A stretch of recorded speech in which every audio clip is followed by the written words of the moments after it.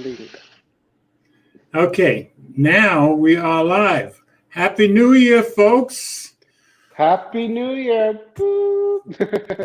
First show of the year for us, and I hope everybody's ready to have an exciting and healthy and happy New Year.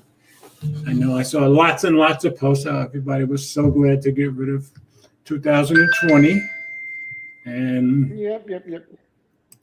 And anybody who wants to join us on Facebook can join us there, or you can watch us on YouTube. So whichever one you're watching us on, you can switch to the other if you feel like it. On Facebook, it's on under George Hayes or under Mobile Geezer. Ooh. Is it that powerful? What are you drinking? Margarita with some heartburn on the side. So now he's waiting away again in Margaritaville. You know what? Actually, let me find where we're streaming and share it with my Discord pals. Okay. Meanwhile, I will welcome Nigel. Nigel was the first one in. Big Sis Eleanor, Big Sis was the second one in. And Brian just came in. Welcome, Brian. And a big happy birthday to Nigel. Nigel's one of those. Happy birthday, Nigel. January 1st, baby. Wow. He's one of those January 1st guys. Like Eleanor wants some of your Eleanor wants some of your margarita. Let's see. I'll tell I asked her if she wanted me to stop and pick up anything a couple of hours ago, but she said no. Let's see. Watch our live stream of the year. Watch our live stream. Watch first live stream of the year, right? Live stream of the year, yes. You're supposed to be tutoring me, not the old folks tutoring you. No, I haven't told them yet. I just woke up 2 hours ago. You see Eleanor's comment? She'll be home for the next 2 weeks. She'll be home for the next 2 weeks. She just got the report. She tested negative a month ago, but then one of the girls that she got the COVID.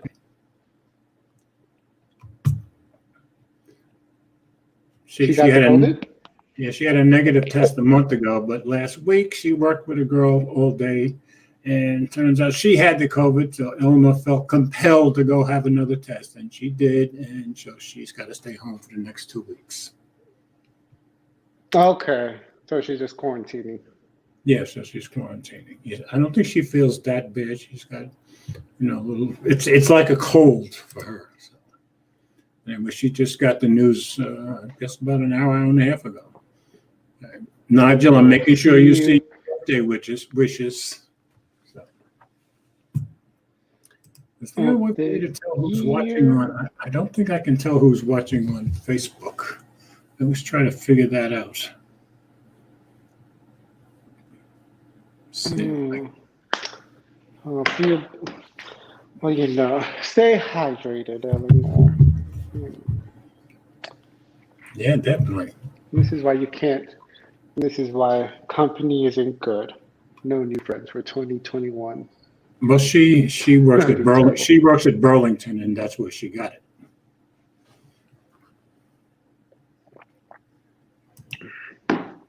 So who stayed up late last night?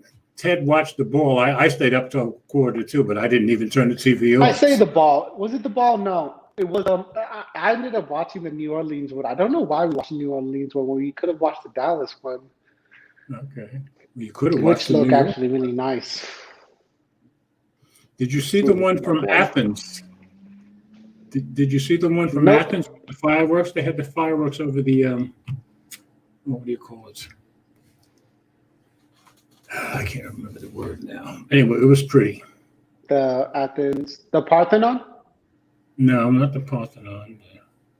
Oh, wait, I should be able to find it on my own, under my own stuff. Let's see. Yeah.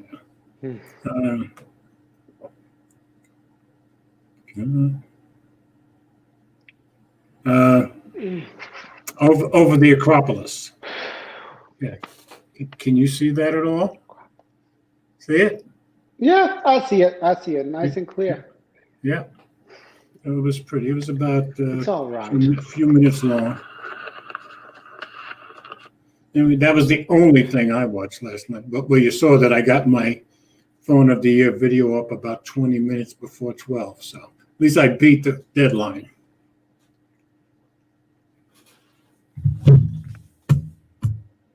Okay. So are we ready for stories? Yeah, let me just click on this link, Okay. which brings me to your website. So let me click on the video so I can see these comments. Oh yeah, anybody who wants to follow the notes, I believe I got the show notes in the description below the video, so it should be there. Yeah, the show notes are there. So we should be good to go. Yep. Now that it's 2020, though, it's 2021. Why do we, 2021. I know we said, for this live stream, we probably should, go over the stuff over the year. But you know what? I wasn't thinking of the fact that it's 2021. Let's not concern ourselves with the 2020 stuff. Well, there's still stories to talk about. The first story we've got is the biggest tech stories of a disastrous 2020. Yeah, but it's 2020 stuff. Why do we concern about last year's mishaps? This is New Year. That's okay. We'll still go over the stories. Did you watch that? Did you watch the Netflix? I told you I've never of 2020. I've never seen 1 minute of Netflix in my life. I don't subscribe to Netflix. I've never watched Netflix. I will not pay for Netflix. Never watched Netflix, so you have not seen one show up from Netflix. I haven't seen 1 minute of anything from Netflix ever. So no Strange Things, no I've never seen any show on Netflix. Any show that's ever been on Netflix, I've never seen any of it. I watch House of Cards? I used to watch sports, but I don't do that anymore except for racing. And I watch Prime. I watch a lot of Prime originals, or some Prime originals.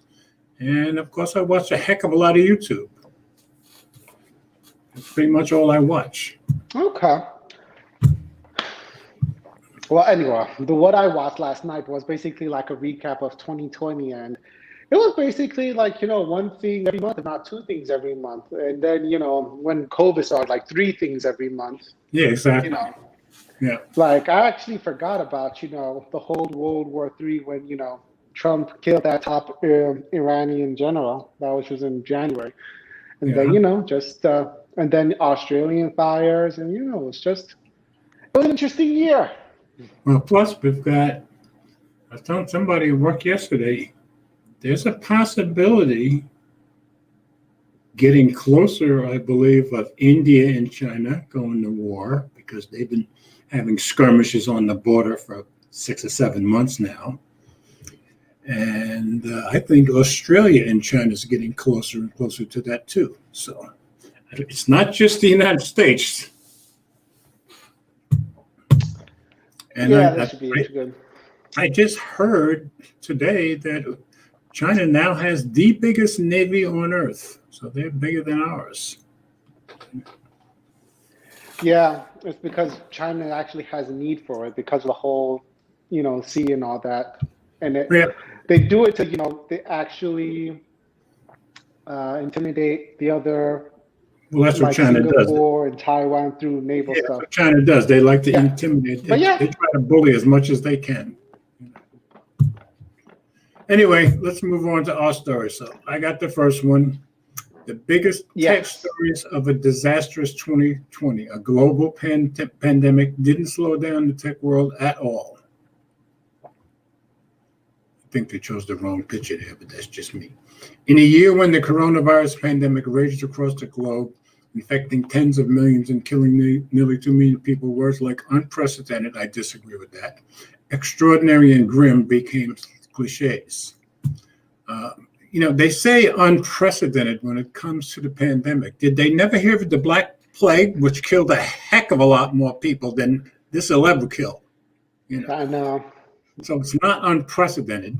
It's not unprecedented. Everybody kept saying that. something like 30 million people in Europe died from the plague. So anyway, I disagreed Then there with was it. smallpox and then polio. Like, But the plague, I think, was the worst thing that they've ever seen. Anyway, alongside wildfires, a record season of hurricanes, and a nationwide debate over racial justice, it's easy to miss the flood of tech news that emerged in 2020. That's true. From the simmering battle between DC and big tech companies to the streaming wars and Zoom's emergence as sometimes a sole connection to other people, each entry reflects just how big a role technology now plays in our lives, for better or for worse. In the midst of such terrible circumstances, tech often threw a lifeline to millions of people. That is very, very true. So, wait, I went too far. So as a recap, I cobbled together the 20 biggest stories of 2020. You'll note that the coronavirus by itself doesn't make the list, but virtually every one of these items was influenced by the pandemic. Here they are in ascending least to most order of importance. So, least story. Foldables continuing to be a thing. Let's start with a light one. Last year, we saw the introduction of phones with foldable displays, but the industry added a bit more polish to them in 2020.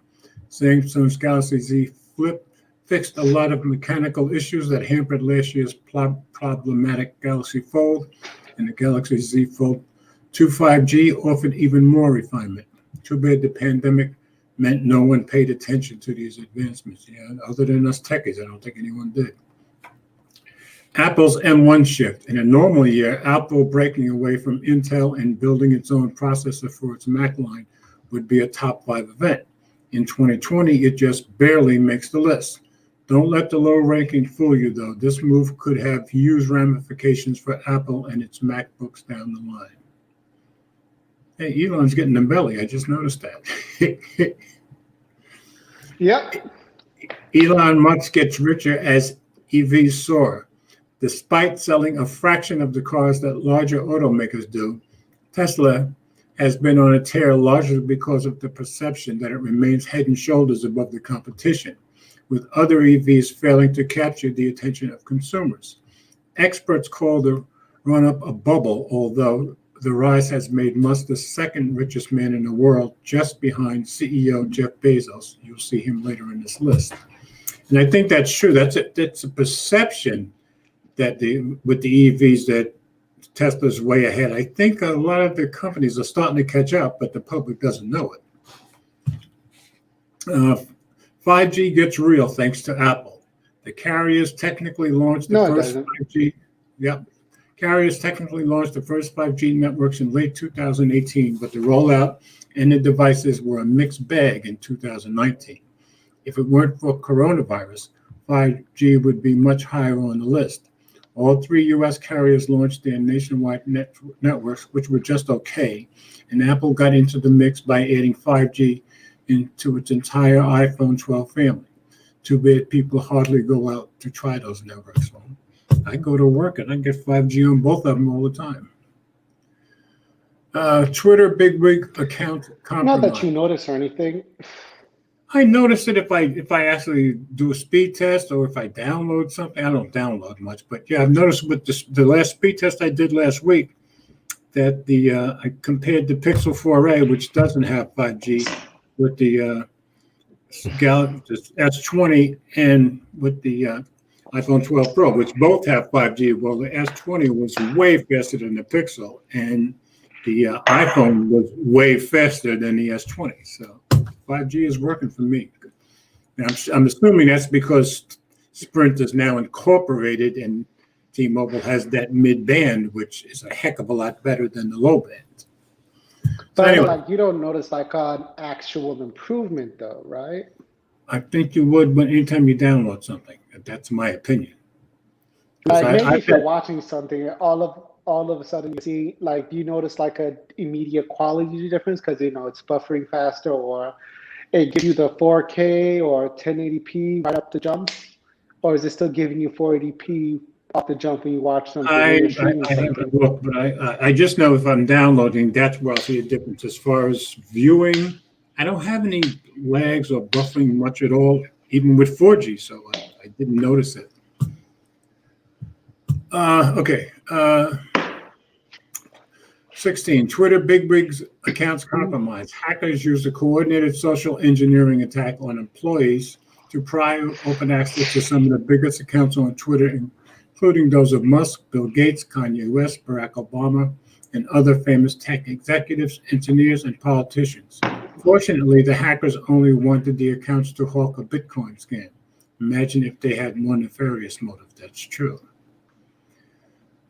Space is the place. A strife-laden year on the surface of planet Earth didn't stop NASA, SpaceX, China, and others from making gains in orbit and beyond, according to Eric Mack. SpaceX brought human spaceflight back to U.S. shores by sending 2 sets of astronauts to the International Space Station. Musk's company also made major progress launching a broadband satellite constellation and developing its next generation Starship. Musk didn't blink when that rocket exploded spectacularly on landing after its first high-altitude test flight. Yeah, I remember that when that rocket exploded coming back from its first test flight, but like the following week, they tested it again, and it was dead on perfect. So I can see why Musk didn't make a big deal out of it.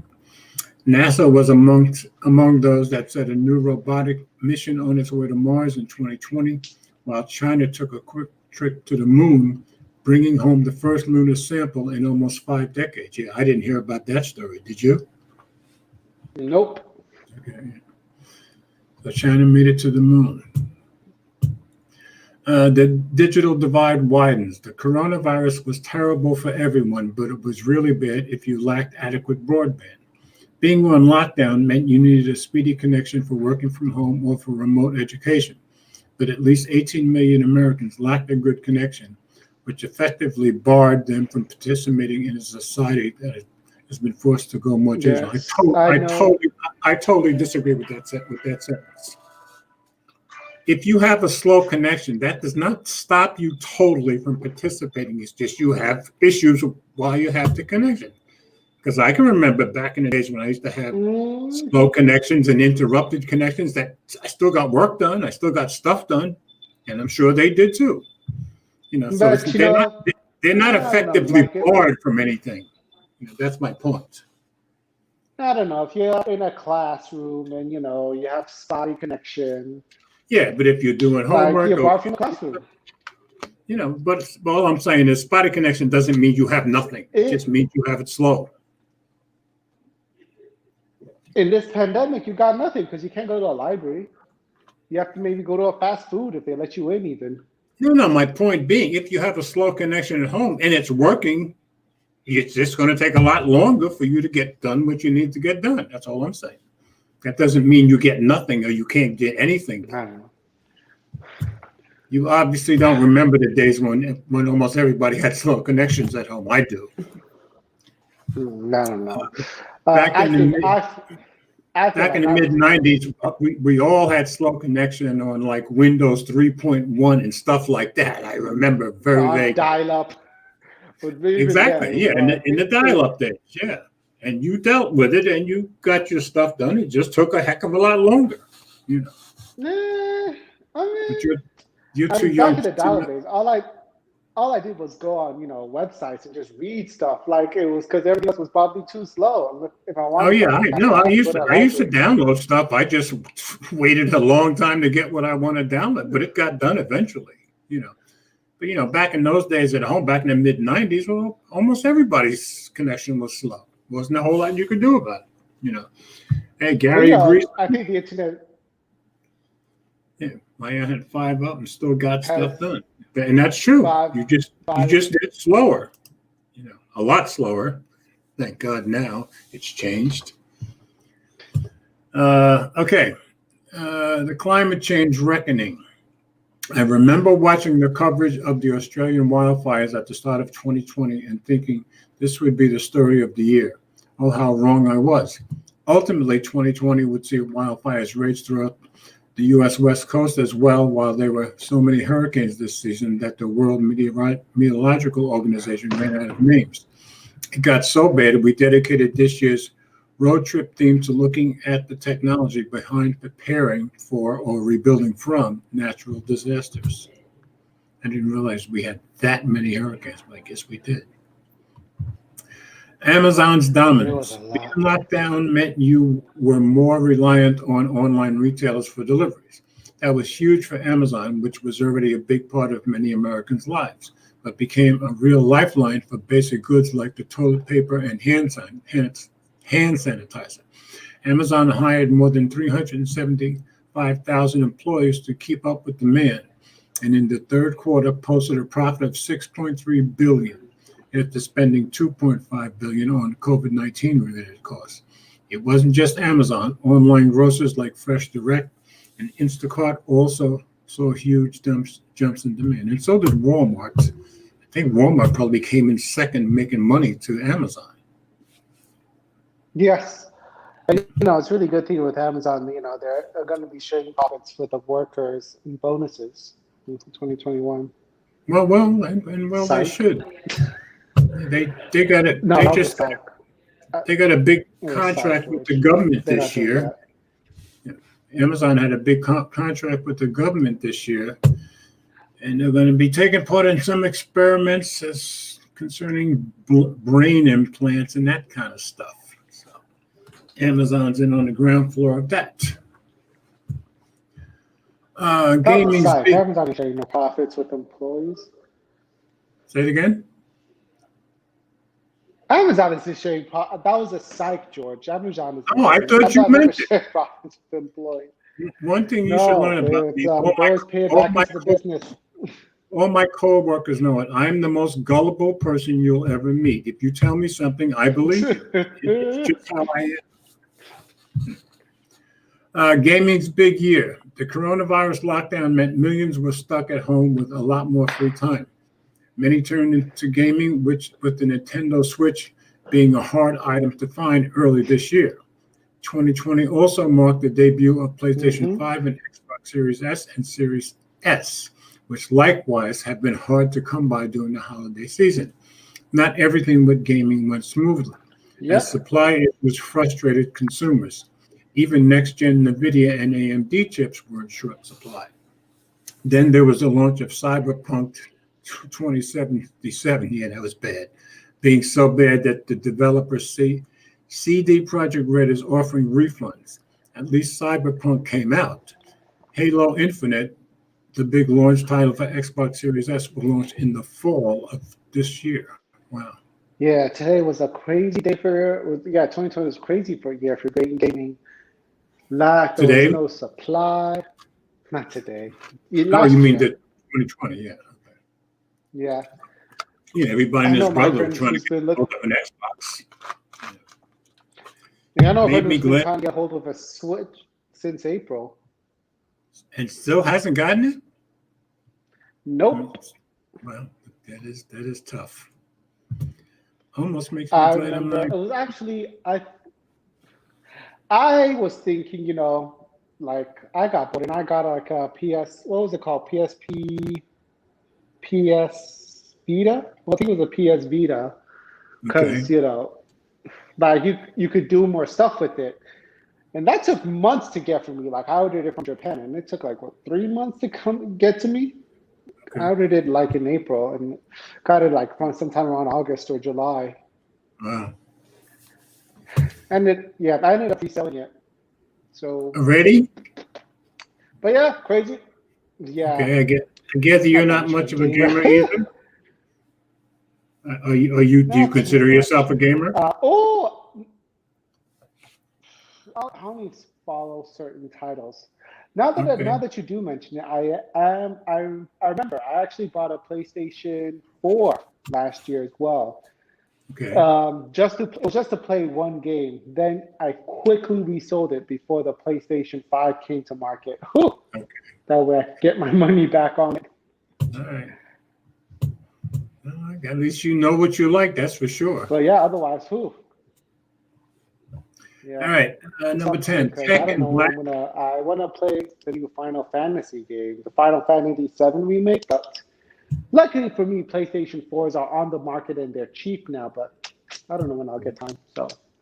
Okay. At least I have that option. All the games I want to play on PlayStation 4. Good.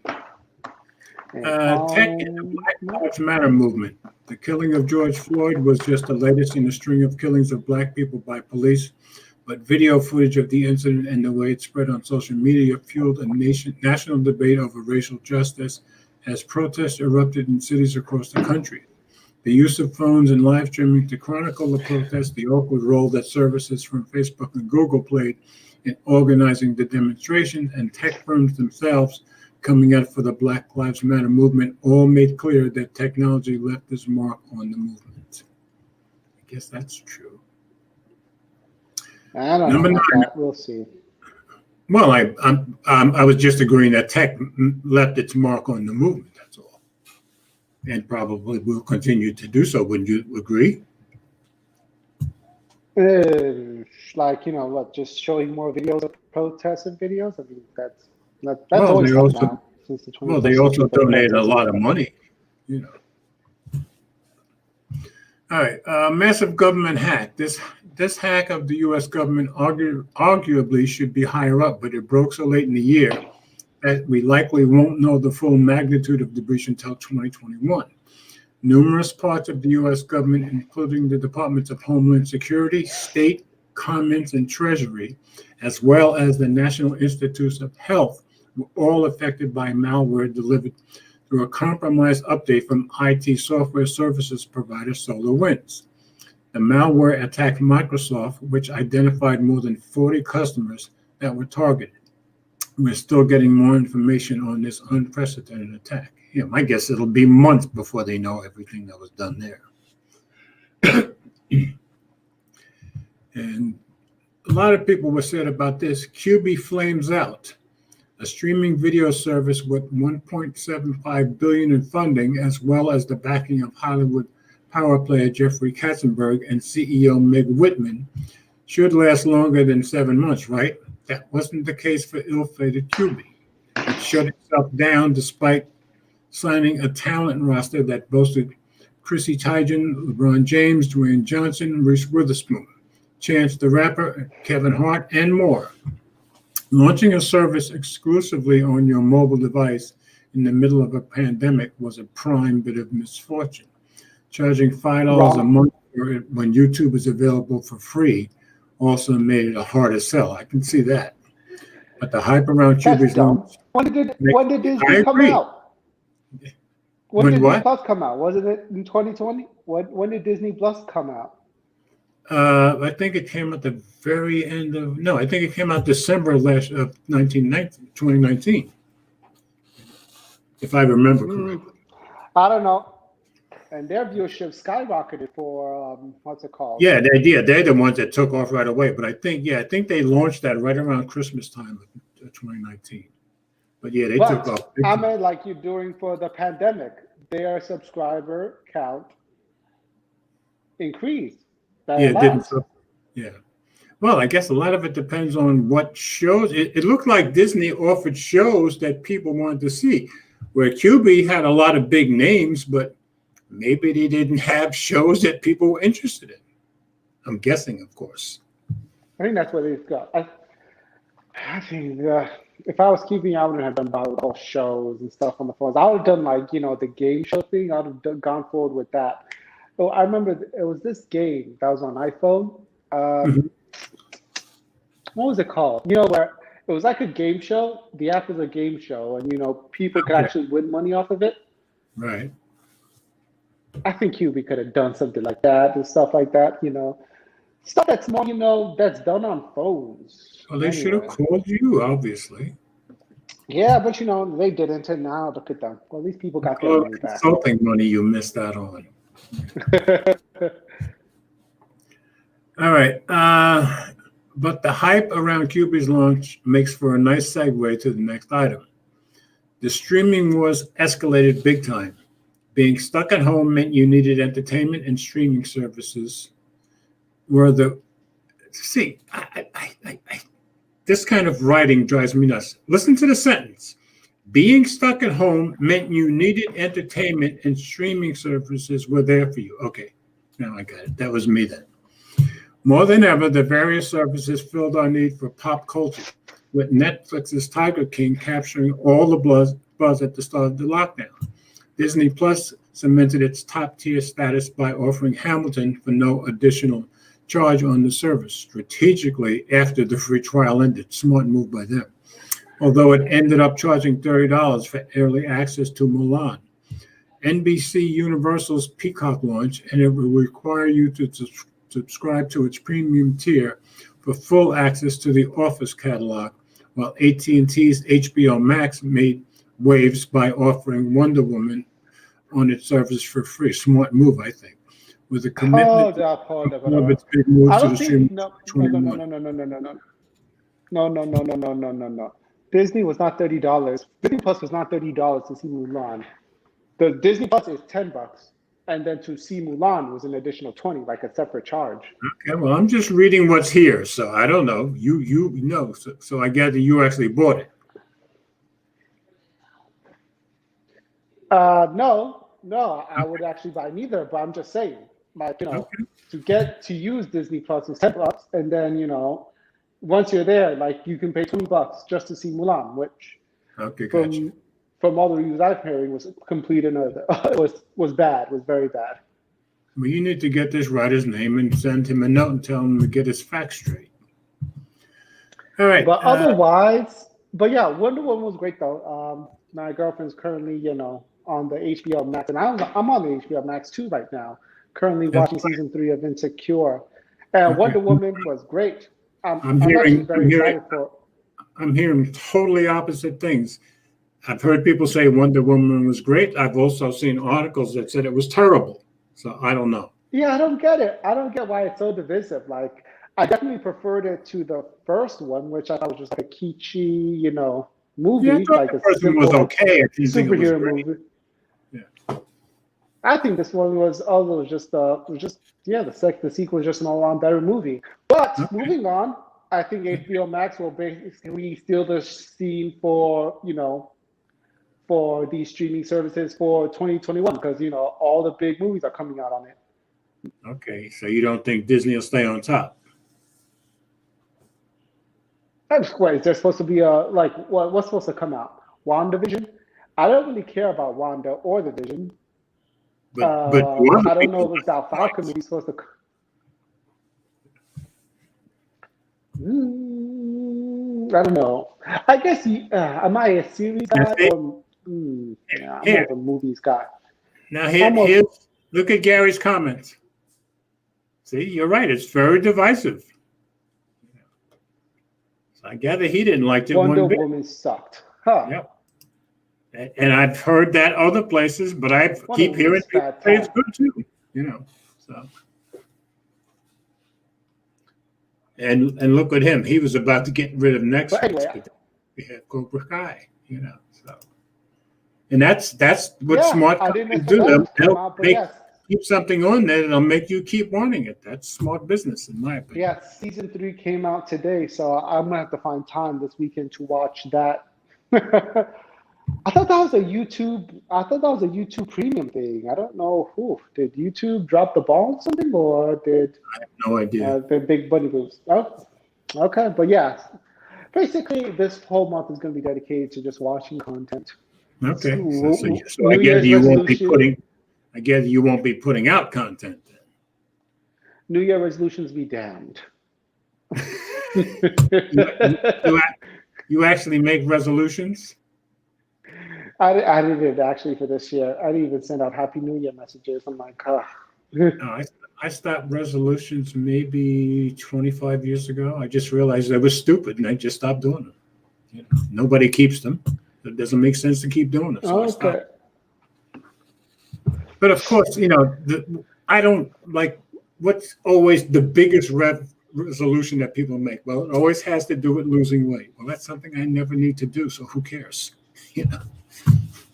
All right, number 6, Trump and tech. President Donald Trump has had a love-hate relationship with technology. Chinese telecom supplier Huawei took the full brunt of his wrath, with the Commerce Department essentially cutting it off from any U.S. components or technology.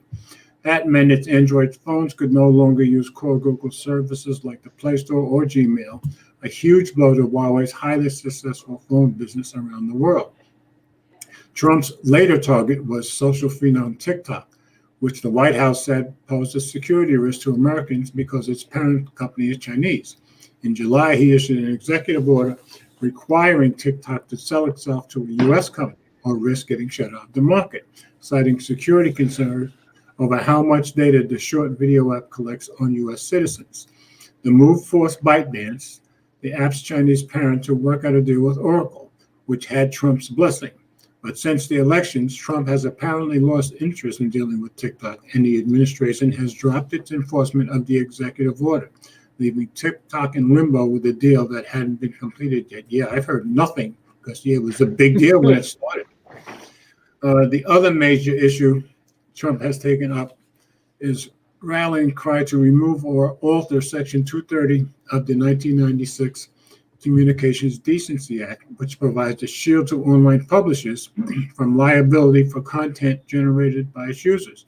It's considered one of the foundational laws for flourishing online platforms, and lawmakers of both parties want to change. It will likely continue to be a story in 2021. Yeah, I'm with the lawmakers on this one. What, do you want them to take it out? Yes. Yeah, I think if you want the government hands off, then you have to stay hands off of whatever people post. I don't care what it is. If you're going to take responsibility for reviewing what people post, then you have to not have 230. That's just my opinion. That has nothing to do with the government. Both ways. They want to be not responsible for what people post, but they also want the right to restrict what people post. So, well, either you restrict it or you don't, or you don't. Who's they? Like tech companies? Yeah, Google, Amazon. I mean, Google, Facebook, and Twitter. So I'm with the lawmakers on this one, and I think it's good that it's both Democrats and Republicans that want it changed. Yeah, so. And I rarely, you know how I feel about politicians. I rarely carried away. Well, to be honest, I actually don't care either way.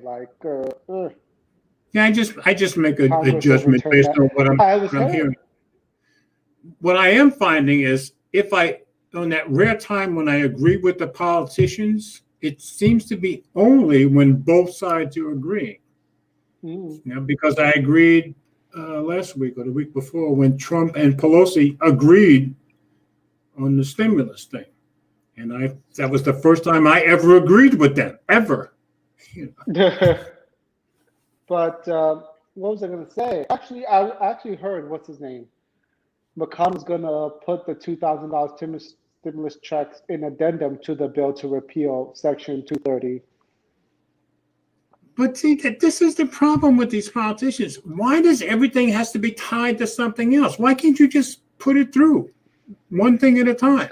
I don't know. Yeah, they're always trying to shove something in with something else. I hate that.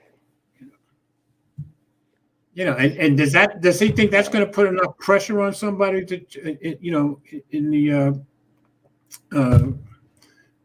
in Congress to change? I don't think so. But just my opinion. Anyway, let's move on. Facebook and Twitter finally got proactive. When Trump shared allegations of voter fraud in social media, both social networks slapped on labels pointing to more accurate sources of election information. He wasn't the only one to get that treatment, as the companies tried to clamp down on misinformation. They also got more aggressive about banning conspiracy groups like QAnon. It's unclear how effective these measures were. The labels were applied inconsistently and not always quickly, but the effort marked a step forward for these companies more actively managing the misinformation that have proliferated throughout their networks. The only thing I disagreed with there when he said about banning conspiracy groups like QAnon. And yes, QAnon is a conspiracy thing, but they're not a group. Nobody even knows who QAnon is. So I don't know how you can call them a group. All right, Zoom's rise. In-person meetings were quickly replaced by video conferencing, and no service blew up like Zoom. It's impressive that the video service kept going during a massive surge in usage, both for work and for personal connections. In April, the company said calls on the weekends had risen to 2,000%. That's a lot. But attention also brought light to its mixed history with security, leading to pranks now known as Zoom bombing, and prompting Zoom to buy a security company. Well, it was a good thing in the end then. The fact that there's a condition called Zoom fatigue from the overuse of video chat is proof that Zoom, it says that Zoo has made it big. I think he means Zoom has made it big. I didn't know there was such. I never heard of Zoom fatigue. You? No, I actually never have Zoom fatigue, but I do know where you just don't want to be showing your face on these things anymore. Funny enough, our job, we don't even have video because we're trying to save as much bandwidth as possible. So we don't even show video. We all just we just say, if we do actually you show video, it's just to, it's only when we're speaking, and then we turn it right back off because, we try to save bandwidth. Yeah.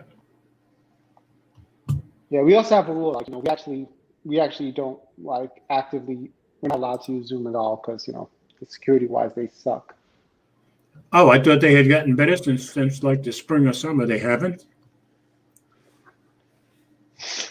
Not for government standards. Okay. Interesting to know because I didn't know that. I guess I was assuming they had gotten better, probably based on nothing that I knew, though. Okay. Where were we? But what was I going to say? I do feel like, I'm surprised though, nothing else is other stuff shouldn't have risen.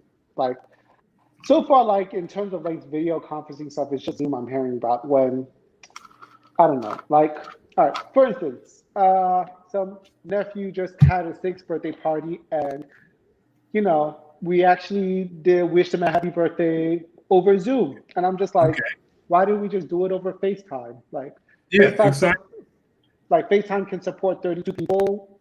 Exactly. We don't have to be on a laptop or something. Well, you could have used Google Duo just as easily. That's true. Exactly. But no, we all use Zoom. I'm just what the heck? But that's the thing, and that's the advantage Zoom has now. They're so well known that the average person is going to think of them first. I mean, look what we're on. Instead of FaceTime? We're on StreamYard, which has blown up considerably for them, but compared to Zoom, well, nobody's heard of them but us. Us techies, I mean. So yeah. But you're absolutely right. All right, next one. Big government versus big tech. By the end of the year, tech executives, our next story has to do with this too. By the end of the year, tech executives appearing before Congress had happened with enough frequency that it lost its novelty flavor. But the fact that the CEOs of Alphabet, Facebook, Apple, and Amazon were called to justify the immense power they wield shows that the age when tech companies could grow unchecked was over. Following the European Union, which has already been aggressive in levying fines and setting regulations, the U.S. is expected to step up scrutiny of the tech industry. Lawsuits filed by state attorneys general and the Justice Department seek a potential breakup of Alphabet. That's not going to happen. While separate lawsuits filed by the Federal Trade Commission and FOIA attorneys general aim to curb Facebook's power. With the FTC seeking a breakup of the company, even Apple is facing criticism for the power it wields over its App Store, with developer Epic leading the charge in a lawsuit against its practice of taking a 30% cut of app revenue. And I saw a video somewhere the other day. You know how so many people, really dislike or hate Facebook? Well, I gather that was by design, because one of the initiatives they had, I guess 10 years ago or so, was to see if they could influence people in one direction or the other. And it was to get people to dislike them, and it worked. So that was specifically by design. I just thought that was interesting, because they considered the whole project very successful because people started disliking them so much. Look at Gary's bizarre comments. He did Christmas over Duo. Oh, did you? Okay. Well, you do it. You can have multiple people and do it, so it makes sense. Yeah. Yeah. and I guess a lot of people use. I guess Google Meet is second to I forget Zoom. I don't know why. to Zoom. Yeah.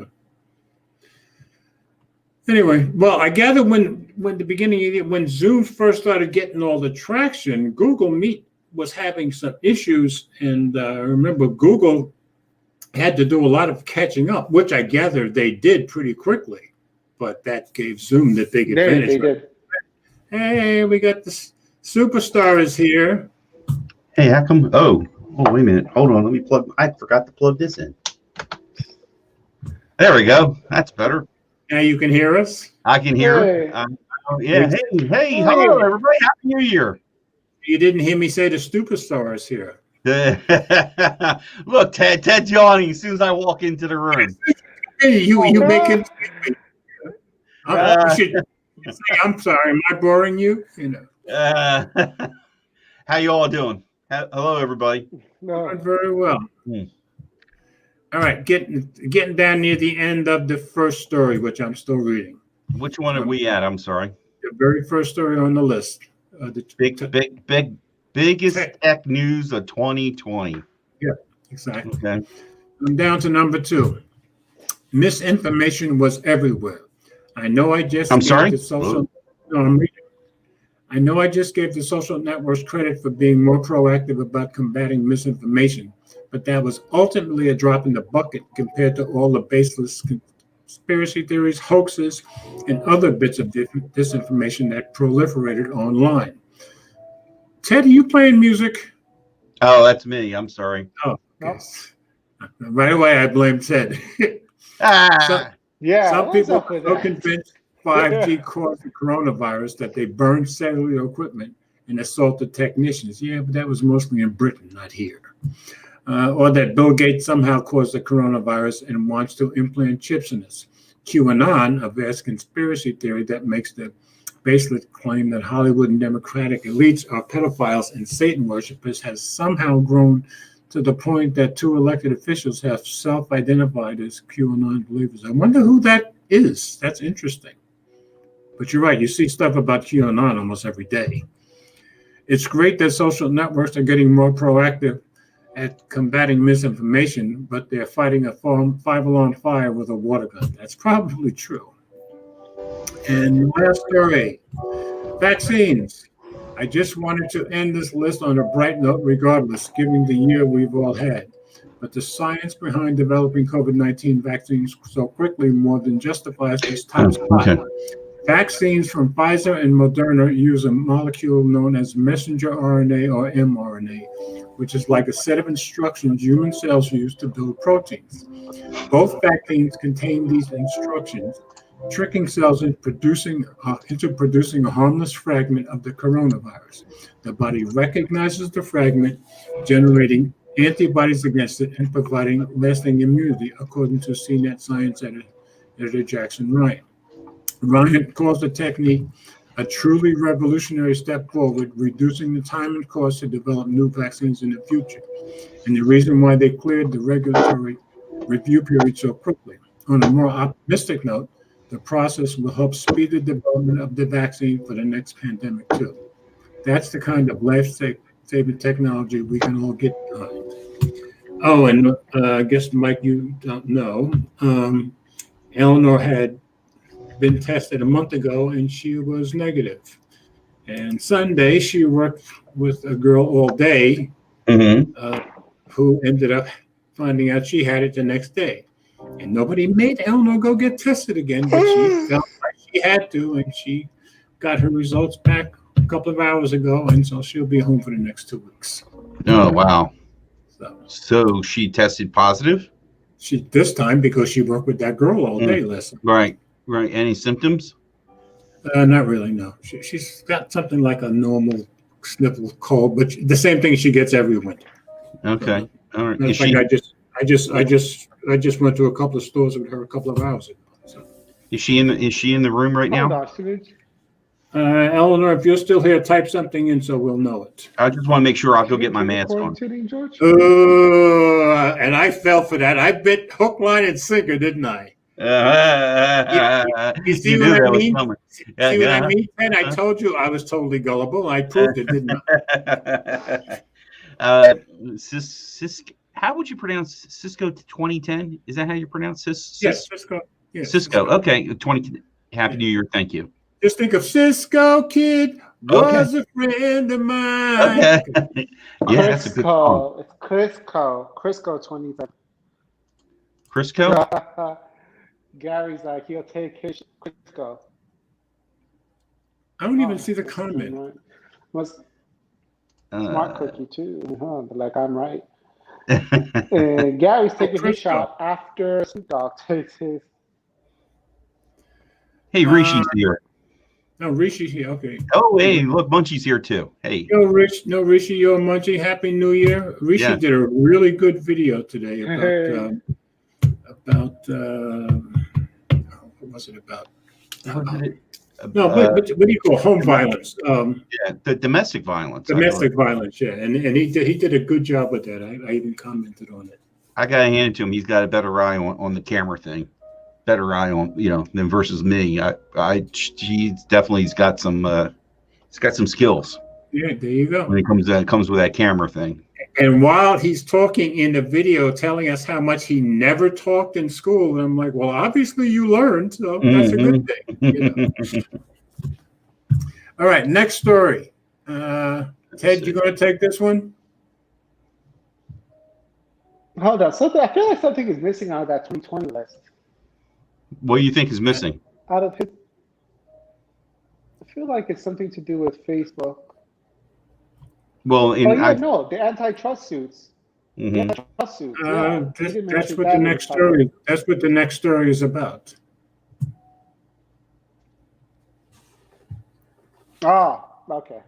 But he didn't mention it either. I think that was enough to make a. No, he mentioned it, but he didn't say much about it. That's all. Because remember, I said when I was reading, I said the next story has to do with this stuff. These ads that keep on coming up. I think he mentioned it only in regards to Apple and Epic. He didn't mention anything. No. He mentioned the politicians and Google and Alphabet. Remember, he said they were talking about breaking up Alphabet. That was in the article. I read that. You went to sleep again on me. I understand. All right. Go to the next one. All right, you going to read the next one? I'll read the next one. All right. Sharing it right now. All right, this one is before from... we start, welcome, Mike, we're still hearing the music. All right, hold on.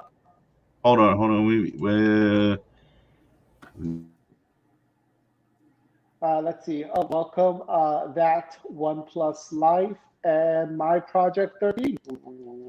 Happy New Year's, gentlemen. Hey, Anthony, glad to have you in here. No. Yeah, that's Rishi with the OnePlus Life.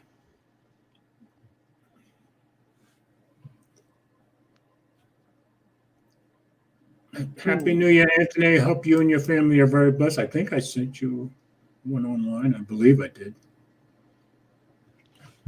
Okay. Let's see. You ready? The year the world gave up waiting for big tech to fix itself by Jill Disses. Yep. Now, the world's biggest tech company faced a global reckoning in 2020 as the US, EU, and even China. Yeah, even China. China brought a antitrust suit against Alibaba. That was a surprise. Yeah, that surprised me. To curb their dominance. The pressure won't be going away in the new year. Dozens of U.S. states and federal governments sued Facebook and Google over claims that the companies engaged in anti-competitive behavior that tightened their grip on their online marketplace, which they've done if you look at previous cases, especially on Google search, taking away traffic from websites. I think it's a pretty clear-cut case, in my opinion. Europe, meanwhile, recently unveiled legislation that would give regulators sweeping powers to take on those American tech companies. The regulatory fervor also spread to China. Officials last week announced an antitrust investigation to Jack Ma's Alibaba and turned up the heat on the company's financial affiliate Ant Group less than 2 months after blocking its blockbuster stock debut in the last minute. Damn, that sucks. Yeah. He must have slept with the wrong party member's wife. Wouldn't surprise me a bit. I actually take that back. While many of these developments have unfolded at rapid pace in the recent weeks, the desire to rein in big tech is not new. For years, governments have been grappling with a massive amount of influence these key companies have over the online economy and the flow of ever more valuable digital information. But huge antitrust fines, onerous data protection laws, and interminable congressional hearings have failed to bring our tech companies to heel, and politicians are now signaling that they want to do more to prevent market abuse and an explosion of harmful online content and misinformation. And that is, no, it looks normal on your thing, but on my screen, there's a very, very disturbing picture of Well, you get different Mark ads Zuckerberg. on the phone than you could hear, yeah. Because I'm on a Oh no, desktop. like I'm just saying, your placement of Mark Zuckerberg is normal on your website, but on mine it's just like, Mark Zuckerberg. Oh, my picture is nice and small. Yeah. Yeah. I guess it all says Mark Let's see. Zuckerberg is not as big as you think he is. Okay. No, it's Mark Zuckerberg, just creepy as he looks. Like, look at him, just trying to smile and imitate human. The poor man probably has to tell himself to blink sometimes. Advancements in computing, data storage, and global digital connectivity enabled major tech firms to balloon in size, said Dipayan Ghosh, the co-director of the Digital Platforms and the Democracy Project at the Harvard Kennedy School. Now, a handful of those companies have developed sophisticated artificial systems that have granted them an unprecedented amount of control over content, advertising, and personal data. Were you trying to save us from? Oh, no, Georgia went out. What happened? I'm sorry, people were talking. I was answering their questions here. What's going on? Sorry. I think George got cut off. Oh no, he's back. He just cut off the stream.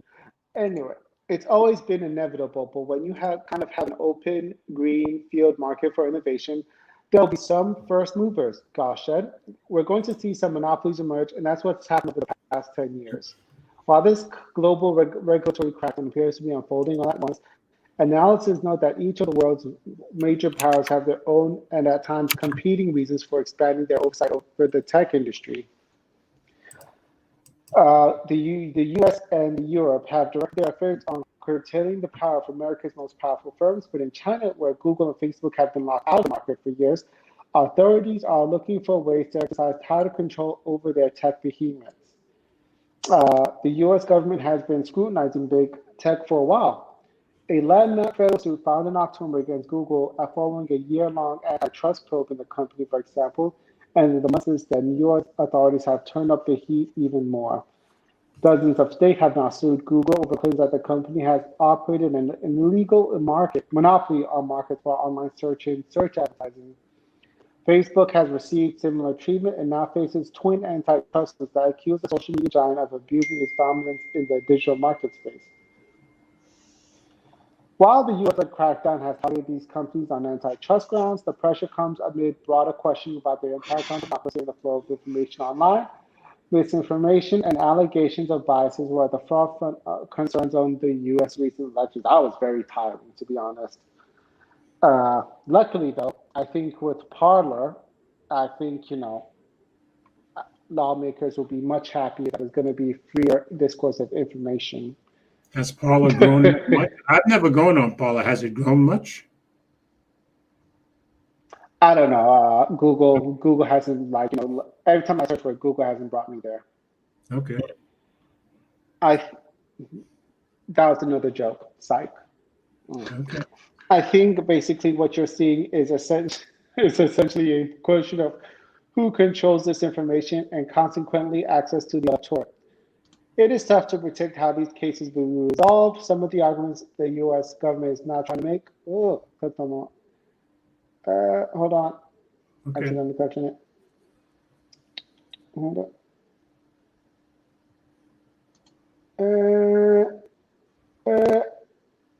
Come on. Analyst, the striking balance in Europe. Am I there? Where am I at? Oh, I have to look for another market. I could put a picture to find my place. Sorry, guys. Scrolling up, scrolling up, scrolling. Ah, sorry. This ad just completely took over my screen.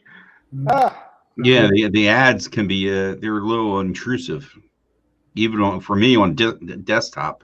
That's the idea. I'm on desktop, and yeah, they get in the way some, but on the phone it's much worse. Mm-hmm. You continue, Ted. I got to fix something. I'm having a technical issue here. But you there, Ted? Ted? Yeah. Just okay. Where did you leave off? I was busy typing. People were asking questions there. Yeah, I found my spot. Okay, it's tough to predict how these cases will be resolved. Some of the arguments that the U.S. government is now trying to make, including Facebook purchase of its Instagram and WhatsApp, have allowed it to snuff out competition, may not stick since those acquisitions were cleared by authorities years ago. Now, the U.S. government now wants a do-over, sending a chilling warning to American businesses that no sale is ever final. Facebook Vice President and General Counsel Jennifer Newstead said in a statement earlier this month. An analysis had pointed out that the United States may not be willing to apply other forms of pressure, such as new legislation on the tech industry. America will probably not want to enforce antitrust rules at the expense of losing its grip on the flow of information in many other parts of the world, Witt said, referring to the large amounts of power Silicon Valley tech giants have in Europe and elsewhere. I think there will be considerable resistance to any kind of attempt to somehow do anything that could actually take away its advantage for the United States. I think in this case, then, if that's the main reason, Europe will make that decision for these tech companies and limit them. Like, now, striking a balance in Europe. On the other side of the Atlantic, authorities have been focused on reining in tech companies for 8 years. The EU's GDPR, a watershed of privacy law, was enacted in 2018 and gave people much greater control over how their personal data is collected and used. This year, Europe has signaled that it wants to get even tougher. The European Commission released a set of draft policies earlier this month that give regulators sweeping new powers to take on U.S. tech giants. The UK, which left the EU earlier this year and was kind of finalized yesterday, has its own plan. 10 companies that fail to remove or limit the spread of illegal content will face fines up to 10% of their annual sales. Damn! I'm unashamedly pro-tech, but that can't mean a tech free-for-all, UK Digital Secretary Oliver Dowden said in a statement earlier this month. We are entering a new age of accountability for tech to protect children and vulnerable users, to restore trust in the industry, and to enshrine in law safeguards for free speech.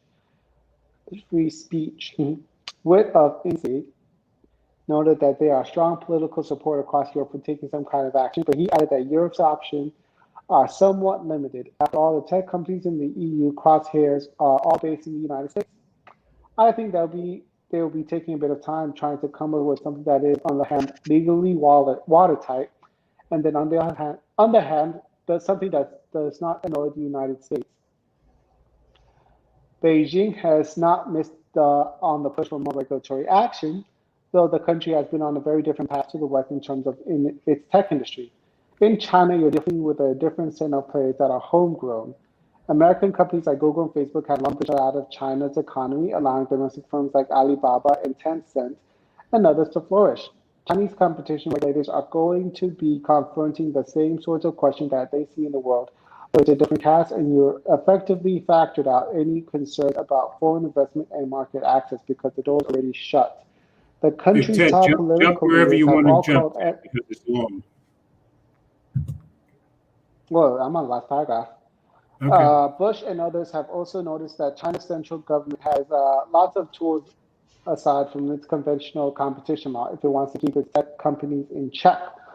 Look, for example, at Mars and Group IPO, which was pulled after Chinese billionaire met with the government officials and now faces the prospects of a massive overhaul.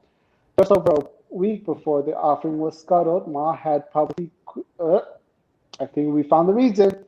Yeah. Just over a week before the offering was scuttled, Ma had publicly criticized Chinese regulators for stifling innovation by being too risk adverse. That's the same thing I thought when I read Options that. are in the end unless the options are in unless the objective is not necessarily to increase competition in different fields. The objective is to make sure that China stays in power. Exactly. What's good for the party is good for the people, according to Even if you're as rich as Ma is, you don't criticize the Chinese government in public and expect something not to happen. Yeah, shoot. Like, that's what the doctor was trying to do. You know, the other But, thing with yeah, I think, yeah. What are you saying, Mike? No, I didn't know Ted was going to say something. I'm sorry. I didn't mean to jump on. Ted, you alive? He died. No, did he freeze? yeah. Oh my God! You faked me out. See, he's not just doing it to me; he's doing it to you too. I felt Me for too, it. but Go ahead, Ted. I'm sorry. I thought you were done. Oh yeah, I was just thinking. Yeah, actually, I've noticed that tech for the tail end of 2020 has been seems to be getting more regionalized. Uh, you know, India is focused like they just don't want anything to do with China, and they want to focus on their own market. So they're also trying to say screw you to Google as well. They want to make up their own app system, and EU is and apparently EU Commission is making up their own rules to limit tech, and now we're also doing it to our own companies here as well. So yeah, I don't know. I think 2021 might be the year of the seeds where we might have a different rules on tech. yeah, well, that's for the future. the whole point of the article was that this stuff is not going to end now. It's just getting started, I think. Yeah. Just recently, actually today, I listened to the Android Central podcast, and they discussed about how Google's there's antitrust suits going on right now, right here in the United States, and the conversation was interesting. How basically what I should say I don't know if it's a problem or just people. They feel that they're being stifled out. So the biggest thing is, like, if you searched for travel on something, like they mentioned about seeing where your air flight is or whatever, Google automatically, if you do a search, it gives you all the information. It might be pulling the information from whoever travel service. I listened to that cast when I was riding my bike. You know what I'm talking about, and that they're saying is that they're intrusive onto those other sites where those sites would, I guess make a profit from people using that and versus Google, but right. yet it's the technology that Google came up with that's making, I want to say it, making your life simpler. You know what I mean? That's making search so great, and that's true. Yeah, right. It's a very inclusive. I would say, not saying inclusive, all in one. You know what I mean? So wait, Ted's got an argument. All right, what's your argument to that, Ted? But Google been doing this for almost 10 years or so. Where you search there was a specific site where their whole job was just to focus was to guess or estimate how much people make. And Google's just basically if you Google how much does Denzel Washington make, Google will just show you the amount, when in actuality they actually just got that information from that website, and they don't give that website anything. No, they don't give them any credit. The website doesn't get the click through. The website won't get any ads for traffic or click rate. The Google's been doing that for decades, and that is harming that website's business. Yeah, that's originally Google came up to them and said, "Hey, we'll go to that website and said, hey, let us quickly show the search results, and it'll totally help you out." And the website was no, it won't help us, and Google did it anyway. It's And I think if Google wanted to like be the good guy and all this, if they didn't want to be evil, they could. I think they could, I guess, pay something to the website that gave them this information to begin with. Yeah. That they just use this information. It Like, almost pretty makes much- it almost makes you think they got rid of the slogan "Don't be evil," so now it's okay to be evil. Yeah. Yeah, exactly. Yeah. Obviously, Google's changing, and then it really showed, I think, this year the most how I think in some things they're changing. I'm seeing more things being where it used to be free, they're charging you for. It's Google not just, Photos. it's not What's that? just there that they're changing. I'd say starting last year, starting last year in December, November, their employees are coming up with an awful lot of stuff against them, and you're seeing more and more of that there too. Yeah. Mm-hmm. I mean, I don't know why people are not making a bigger deal about Google Photos. Again, it's like, it was never reasonable for Google to be saving all these photos. But Google has been bringing out this amazing service for free, and nobody else could compete. And now that they're charging, people have to just scramble to wonder, like, all right, who else is going to take their spot? Like, Let me ask you guys. I'm going to go back to the first story. Okay. because before Google Photos, there was Dropbox. Like, Dropbox was the best service out. Right, it's true. And then, but Google Photos a lot better. Luckily, Google Photos was like, we'll do it for free. We'll do a Dropbox Right does now, for free. to me, And so Amazon Dropbox had to Photos quickly is a lot better than Dropbox. Right now, Amazon Photos is a whole lot better than Dropbox too, in my opinion. Yeah, Okay. Dropbox had to quickly, rebrand in order to stay alive. Like, they became like a team project management thing. And now that's Google's just like, hey, all right, we've pretty much killed all competition. We can start charging now. And I'm just like, faster. All my stuff in Google Photos and Amazon Photos, and it works for me very nicely. I've been doing Google Photos. Once June comes around and Google Photos starts charging for the quota, like towards our quota, I'm gonna discontinue and just go. Yeah, I'll just let mine go over to Amazon. If I have to end up paying, I'll probably pay Amazon because it'd be cheaper, I think, than Google's. Yeah. My only concern now is what I'm going to do about videos, because I don't know how I'm going to, no one else allows you just to save video all willy-nilly. So I'm going to have to start, buying hard drive for that. For the videos I want to save. Did you ever guys look at the Google One service that they offer? Not me. No. But I can save my videos and stuff, on hardware here. I don't put my videos on Google. I got the membership for and it. it's not just Google, it's not just photos. What's that? It's videos too.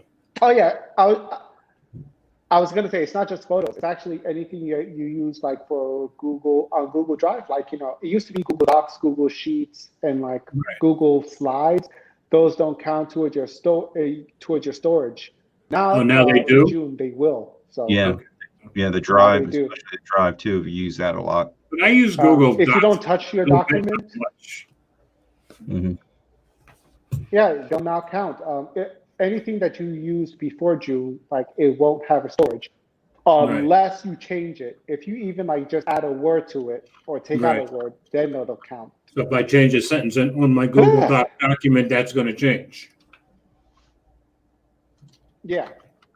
Okay. So, and I'm using 9 gigs out of my 17 gigabytes. So most of that's taken up by my Gmail with attachments and stuff like that.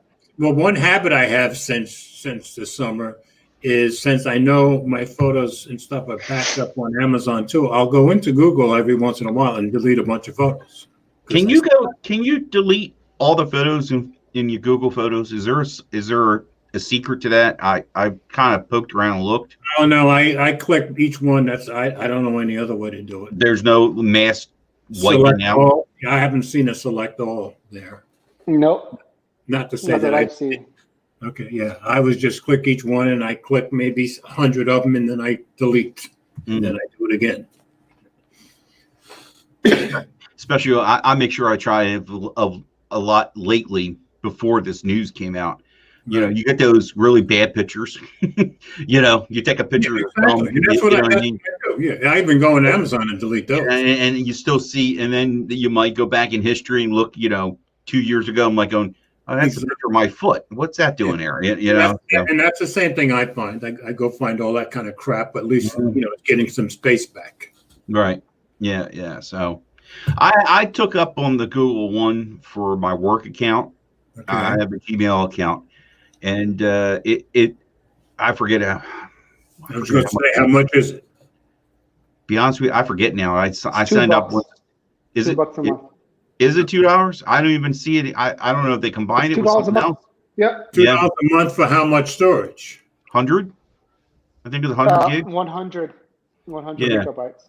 But the thing is, my email, basically my email was taking up a lot of, because I used my email as use Gmail as your email at work. I use at my job. I back up a lot of when I get parts breakdowns, contact information, past sales, whatever. Just I separate it immediately or forward it to my other one when it's important versus the work email I have.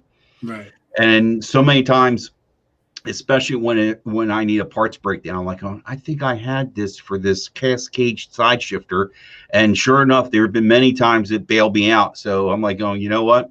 It's just worth just spending the money, because it's just my catalog of stuff. You know what I mean? It makes my life so much easier. So of course, it did occur to me at your age, you should be starting to get a parts breakdown anyway. What do you got there? What are you showing us? 100. Okay. 100 gigs for. If you $2.99 a month. $2.99 a month for how much for the terabyte? I can't see it well. $20, I think it is. $10 a month. $10 a month. That's not bad. 2 terabytes. Okay. Now you get the 2 terabyte one. I know there are different perks with that too, George. Well, like what kind of perks? I never looked into this stuff. So. And the other thing was, I think you can family share too. Yeah, that I did know. Yeah, if you go to but there's this thing right here. If you go to clean up space, apparently it brings you to this thing called if you have Google One, there's like a Google One storage where apparently you can click on multiple images to delete to save space. Oh, so you don't have to do it one at a time. Okay. Yeah. You're becoming our consultant. That's only if you have Google One. Okay. I'm surprised to know it's so cheap. That's good information. Like Rishi said. Yeah, perks. What are you looking up? I'm looking up the different ones that you can get. Google One Family Storage Plan was more than just storage. Where was it one? I thought I saw some other things about having a 2. The larger tiers have 2 terabytes are going to be pretty nice niche.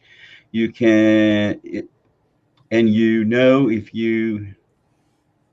you're the sort of user that needs that space while also requiring Google integration, Android users in particular will probably get the most out of Google One in terms of seamless backups and integration from other Google apps. Okay. Obviously, Gary. I know. The messages. I think I read somewhere about the messages is one of them. Okay. So, like your message, like how iPhones, right. you all your messages come back up. I think that's where they're going to store it. Okay. But this might be an old article. It's a year ago. I got to look now. Let me find out something. All right. Well, anyway, we should move on. Hey, Google. How much does Apple charge for 1 terabyte in storage in iCloud? I don't think you. They say you can get 200 gigabytes for $3.99, 500 gigabytes for $9.99, and 1 terabyte for $19.99 a month. Enough. So Apple charges more. Mm-hmm. Yeah. Yeah, $10 extra. Okay. Yeah, Because I was and I thinking, like, if I ever do 1 TB storage, who should I get my money? Well, didn't it say that Google charges you $2 for 2 TB and Apple was charging you $3 No, for 2 TB? no, it's $10 for Google for 1 TB and $20 from Apple for Oh, I'm sorry. Okay. 1 TB. All right. Gary, yeah, the answer is it's too much. It's too much cost. It's too much cost. Well, Gary, no, who's going to believe you? We already know who you side with. We don't have Will here to balance you out right now. mm, But I think Apple do the Apple Premier thing. I think you get extra stuff. So you would get you get Apple Arcade Gaming and Apple TV with it, right? Okay. I don't know. Right, guys? They've been trying to get me to sign up for the 3-month thing, but I haven't, and I'm not going to. The 3 months free. But apparently under the Google One, you're supposed to get like a free discount on hotels and stuff. Which is yeah, a bit 40%. weird. I just saw Does that. anyone know if that's good? 40%. I already get. No. Yeah, I'm at the site now. I'm at Google One site with the Q and frequent asked questions here. I'm looking. I already get discounts on hotels and stuff. I'm in my 70s. We get lots of those kind of discounts, and I'm a member of AAA. Oh, look at George flexing his. I got my senior citizen discount. I'm not paying for something that I. There's got to be some value in being old, isn't there? Doesn't there? All right, I'm going on to the next story. Mike, are you going to read this? Yeah. Okay. The biggest smartphone fails of 2020. Okay. I'm sharing it now. Whoa. It starts off with my phone, but I'll be. I was just going to say, whoa. Yeah, I'll be making a video about that this weekend. So. Oh yeah. Ooh, Okay. I'll not include this in my list of phones. I'm sorry. I got to add. Can you just divulge a little bit? Why did you not include that in your lineup? Yeah, I George, why didn't you include that? I knew I was because I was picking my phone of the year. I do not consider this in that category. You don't consider this as a phone? Do you make phone calls on it? 1/3 of it is a phone. Make phone calls? I thought it was Come on, Mike. George. I'm not the only one that said you can't consider this a phone. Nobody knows what to call this thing, but I'm going to make a separate video because it's own separate category. It's not a phone. So it doesn't make It's calls. way more than a phone. Okay. Way more than a phone. Way more, not just more. Way more. Well, Just my opinion. And what I've noticed that there's this kid. He's got his YouTube channel is Scary If Literal. He's up the road here, 80 miles in Knoxville, and he has it. He actually had so many problems with it. He had to send it back and have them send him a new one. He still loves it and won't let go of it, just like me. That's what I'm finding with all of us. Anyway, go ahead. Go on. Is it a tablet? I will. Where is it? Where did I put it? Okay. Biggest smartphone fails of 2020. And I love how that's what just brought up, like going, whoa, it brought the picture up of your phone right there. But I noticed the first story isn't about that one. Right, I know. Yeah. I know. Well, that's one way to get your eye. You grab your eye. And that's exactly why they put it there. Oh yeah. Hey guys, should we switch off for each phone? What's this, sir? Okay. He wants to switch off reading about each phone. All right, I'll take the opening line and about Nokia here. Okay. Okay. All right. Yeah. All right. The smartphone world would endure a roller coaster year with the transition to 5G collided with the COVID pandemic. COVID-19 pandemic.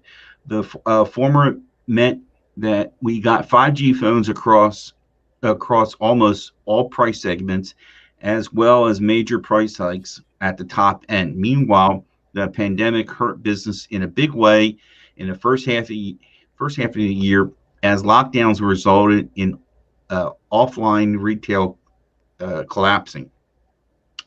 Yet, we even without those two factors, we saw several major smartphone failures that are really hard to justify. From Microsoft to OnePlus and beyond, there are more noticeable smartphone fails in 2020. Do you really think that that line noticeable, more noticeable? Yeah, well, he's saying there are more than Microsoft One Plus, I guess. Yeah. And he does list more than that. So the curious case of the delayed Nokia. HMD first unveiled the Nokia 8.3 in March, its upper mid-tier phone with slick design, respectable specs, and a ton of support for 5G bands. A month passed after the reveal, and we didn't get the phone. Then 2 months, then 3 months. Roughly 6 months went by before the phone was actually available to purchase. HMD didn't reveal the reasoning for the delay to the best of our knowledge. However, the postponement collided with the latest James Bond film, No Time to Die, being delayed. And yes, HMD has the official phone partner for the movie. Strongly suggests that the movie's delay forces HMD's hand. yeah, that made sense to me. Okay, it didn't. Why? Didn't help, huh? Because HMD being, I guess, the official phone partner, Yeah. they did, the movie company did not want them releasing the phone until the movie was ready. It's pretty obvious. That sucks. Damn. Any word on that movie coming out? Yeah, I don't know. That was probably in their contract now. Yeah, it's It supposed did- to come out this year on HBO Max. Okay. Is it really? Okay. I will. I Let me double love. check with I you, love Bob. Daniel Craig as Bond myself. So, it didn't help that when the Nokia 8.3 was eventually available to purchase to consumers, it had better or no cheaper 5G options on the market, unlike like the Pixel 4a 5G, Poco F2 Pro, and the OnePlus Nord. It also didn't help that HMD went a whole year without proper flagship phone. If this continues to be the case for the first half of 2021, that means we haven't seen a Nokia flagships launch in 2 years. Yeah. All right. Now- Next is mine, since I'm the one that loves it. Go ahead. You want to say something, Mike? Yeah, was the last flagship the one that you have? The one that has all those cameras? Yeah. The I'm forgetting what. Nokia 9 PureView. Yes, I believe that was the last flagship they had. And that's using a high-end the flagship chip, or was it Exactly. Yeah. okay? All right, Microsoft Surface Duo. Microsoft made waves in 2019 when it revealed the Surface Duo for the first time, marking its first major entry into the Android phone space. It was a rather intriguing concept too. Microsoft showed off a dual-screen foldable and promised to reinvent how you interacted with apps. In my opinion, they made good on that promise. Unfortunately, reviews showed that the Surface Duo was an unpolished mess at launch. Microsoft's software contained lags, loads of bugs, while the list of apps that supported the dual screen design was disappointingly short. Both very valid complaints, I agree. A lack of polish wasn't the only strike against Microsoft Phone, however. It was overpriced, that's true. For $1,400, you got 2019's flagship silicon, no 5G, no NFC, no fast charging, and no wireless charging. You'd be better off spending a little extra to get the Galaxy Z Fold 2 unless you really want that book-like Kindle experience. Okay, so they make good arguments there, and I still say if you have one, you're going to love it, because that's what it seems like we all do, even with all the bugs, which there are lots of them. At least there were lots of them. All right, Ted, this one's yours. All right. Yeah, I got Mike. Okay. The Escobar Fold 2. Hey. The brother of the late kingpin Pablo Escobar launched a $350 foldable smartphone in 2019, but this was a scam. The so-called Escobar Fold was literally You're killing me a with the royal, accent. You know that, right? was just a royal flex by in disguise. Royal CEO had no idea this was happening, while loads of customers complained that, unsurprisingly, they didn't get their orders. The sketchy enterprise stepped up its game in 2020 as it then decided to launch the Escobar Fold 2. Of course, this wasn't an original design either, but rather the Samsung Galaxy Fold with a some gold tape hiding the Samsung branding. A disguised Galaxy Fold for $400? Yeah. Don't expect to actually get your order there either. And you'd be silly too because you could only pay in Bitcoin or like other untraceable means. And I don't know if you guys saw that NKBHD where apparently I'm you have to gonna give say, him his what are you gonna yeah, say? he got sent both versions last year and this year, and so did the Mr. Who's the Boss. He got both versions too, and they both made videos about it. Yeah, I Yeah, think but also then they chalk it up. At one point, they're like, "Oh, well, we lost that money," but then they No, no, showed no, up. no. They got theirs for free. Oh, well, did they? no, Okay. yeah, they what they happened was they saw their order. The Escobar saw their order and just gave them the phones, Yeah, Hmm. both and years, the first year and the refunded the second year. money. But yeah, but NKBHD said that he had to give the Fold 2 back to the FBI for an investigation. Oh, he did say that, didn't he? Yeah. I forgot about that. Yeah, so that's gonna be interesting. Yeah. But but All right, so Mike, it's on you for the razor. Oh my Motorola. Oh Motorola, what are you up to now? Motorola managed to garner mainstream attention at the end of 2019 when it announced the Razr flip phone that was coming back as a modern foldable. Featuring a clamshell design, a foldable main screen that was a large external display, it certainly blended retro with the modern in theory. When the phone eventually launched in 2020, however, it delivered anything but bang for your buck. Splashing at $1,500 got you a small battery, a camera setup akin to entry-level phones, a mid-range chipset from 2018, and Android 9 many months after Android 10 rolled out. It didn't help that some users complain about build quality issues too. The Razr was also soundly trounced by the Samsung Galaxy Z Flip. It offered an ultra-thin glass, better build quality, more impressive specs, and cheaper price tag. No wonder Motorola is trying to buy one, get one free offers shortly after the launch. The company launched a 5G variant in 2020, delivering more modern mid-range silicon, a dual rear camera setup. Nevertheless, it seemingly failed to gain traction compared to the Samsung Wears. What can you say? The Z Flip 2, if I'm Yeah, calling it right, the 5G version, which is everybody was way better than- raving about it. So, Yeah.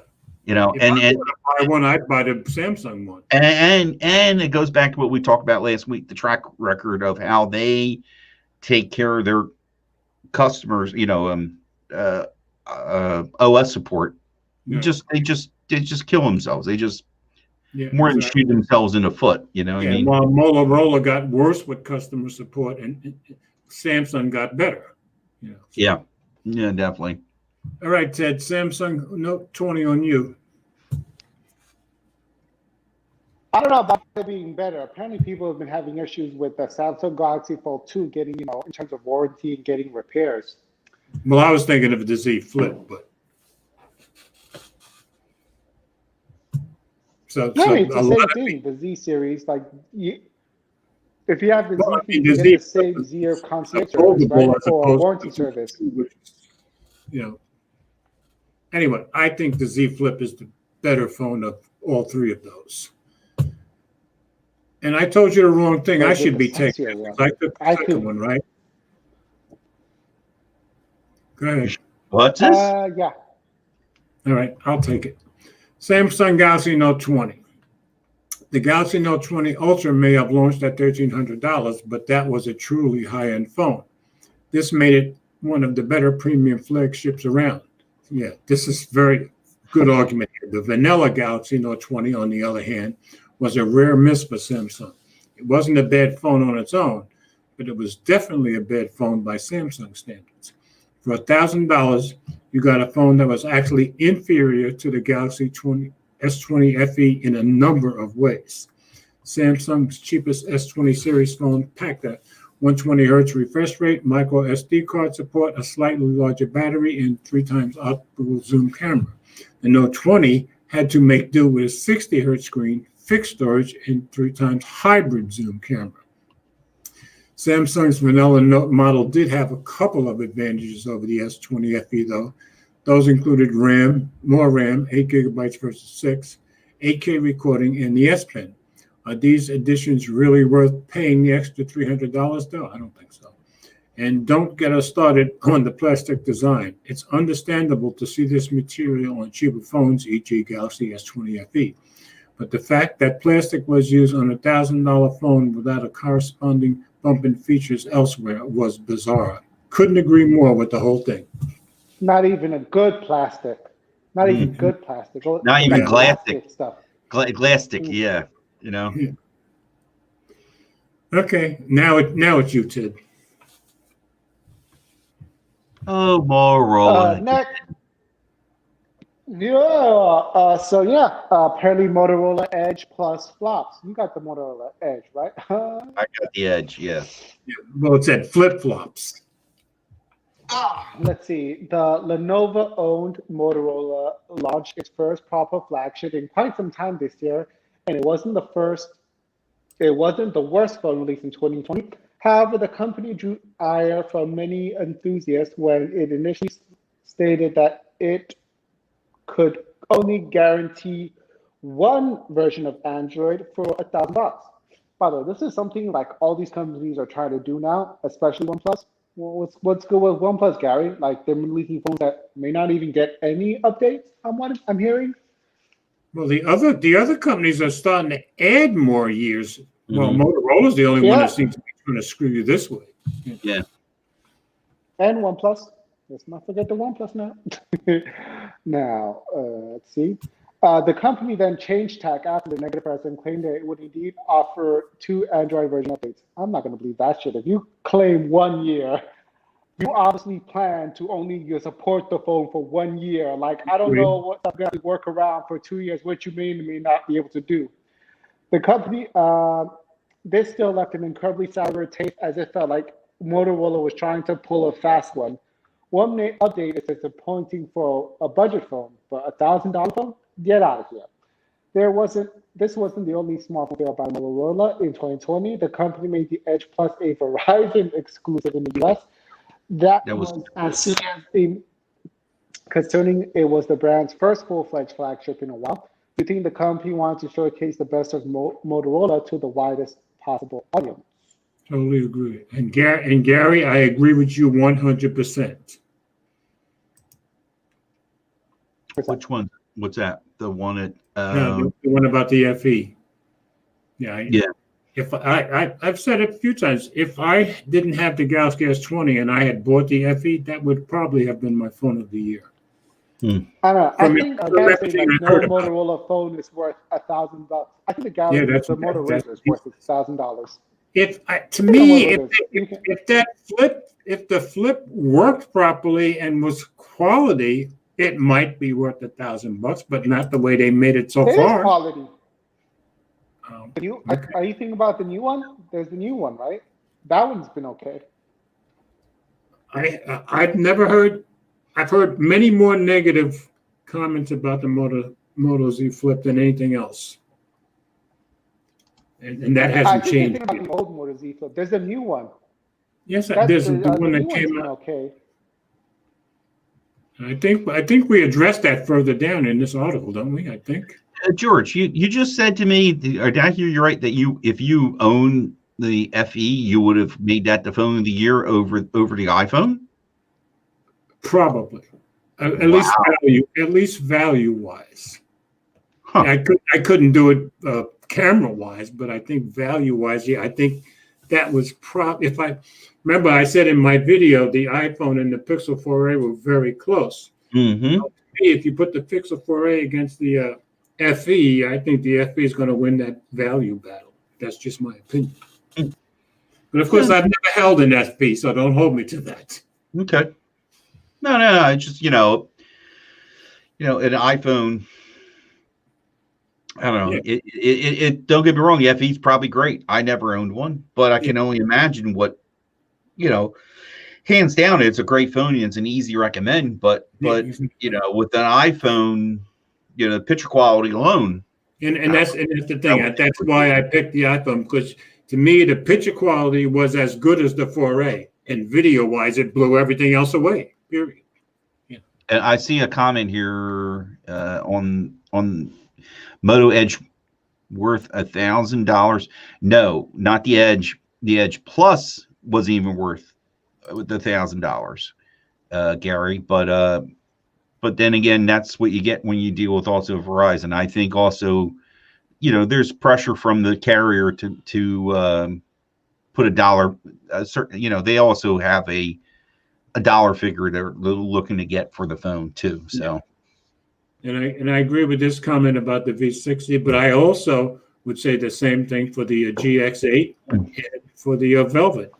For the price you can get them for today, which is like still right around 450 or something like that. I think they're all worth. You can get you can get the G8X from Amazon and B&H for $400 with the dual screen case. Exactly. Yeah. So I think all three are terrific, for the price. You want me to take this next one? Yeah, this is you. Okay. OnePlus in 2020. The BBK affiliate brand had a solid 2020 on the flagship front, with the the OnePlus 8 Pro in particular standing out. The mark that the company's first full-fledged premium flagship and it delivered between photo quality, water resistance, wireless charging, and that Quad HD 120 hertz screen. This definitely felt like a high-end experience to challenge the top-tier players. Even the OnePlus Nord was a great phone too, making for a standout mid-range experience. However, OnePlus made a number of missteps this year too, starting with the decision to launch the OnePlus Nord N series. The more expensive Nord N10 was only slightly less expensive than the Nord, but missed out on several notable features, e.g. OLED screen, better processor, and an extra selfie camera. Meanwhile, the Nord N10 was simply a rebranded Oppo A53 and offered little in the way of performance, not to mention the most disappointing type of triple camera setup, main, macro, and depth.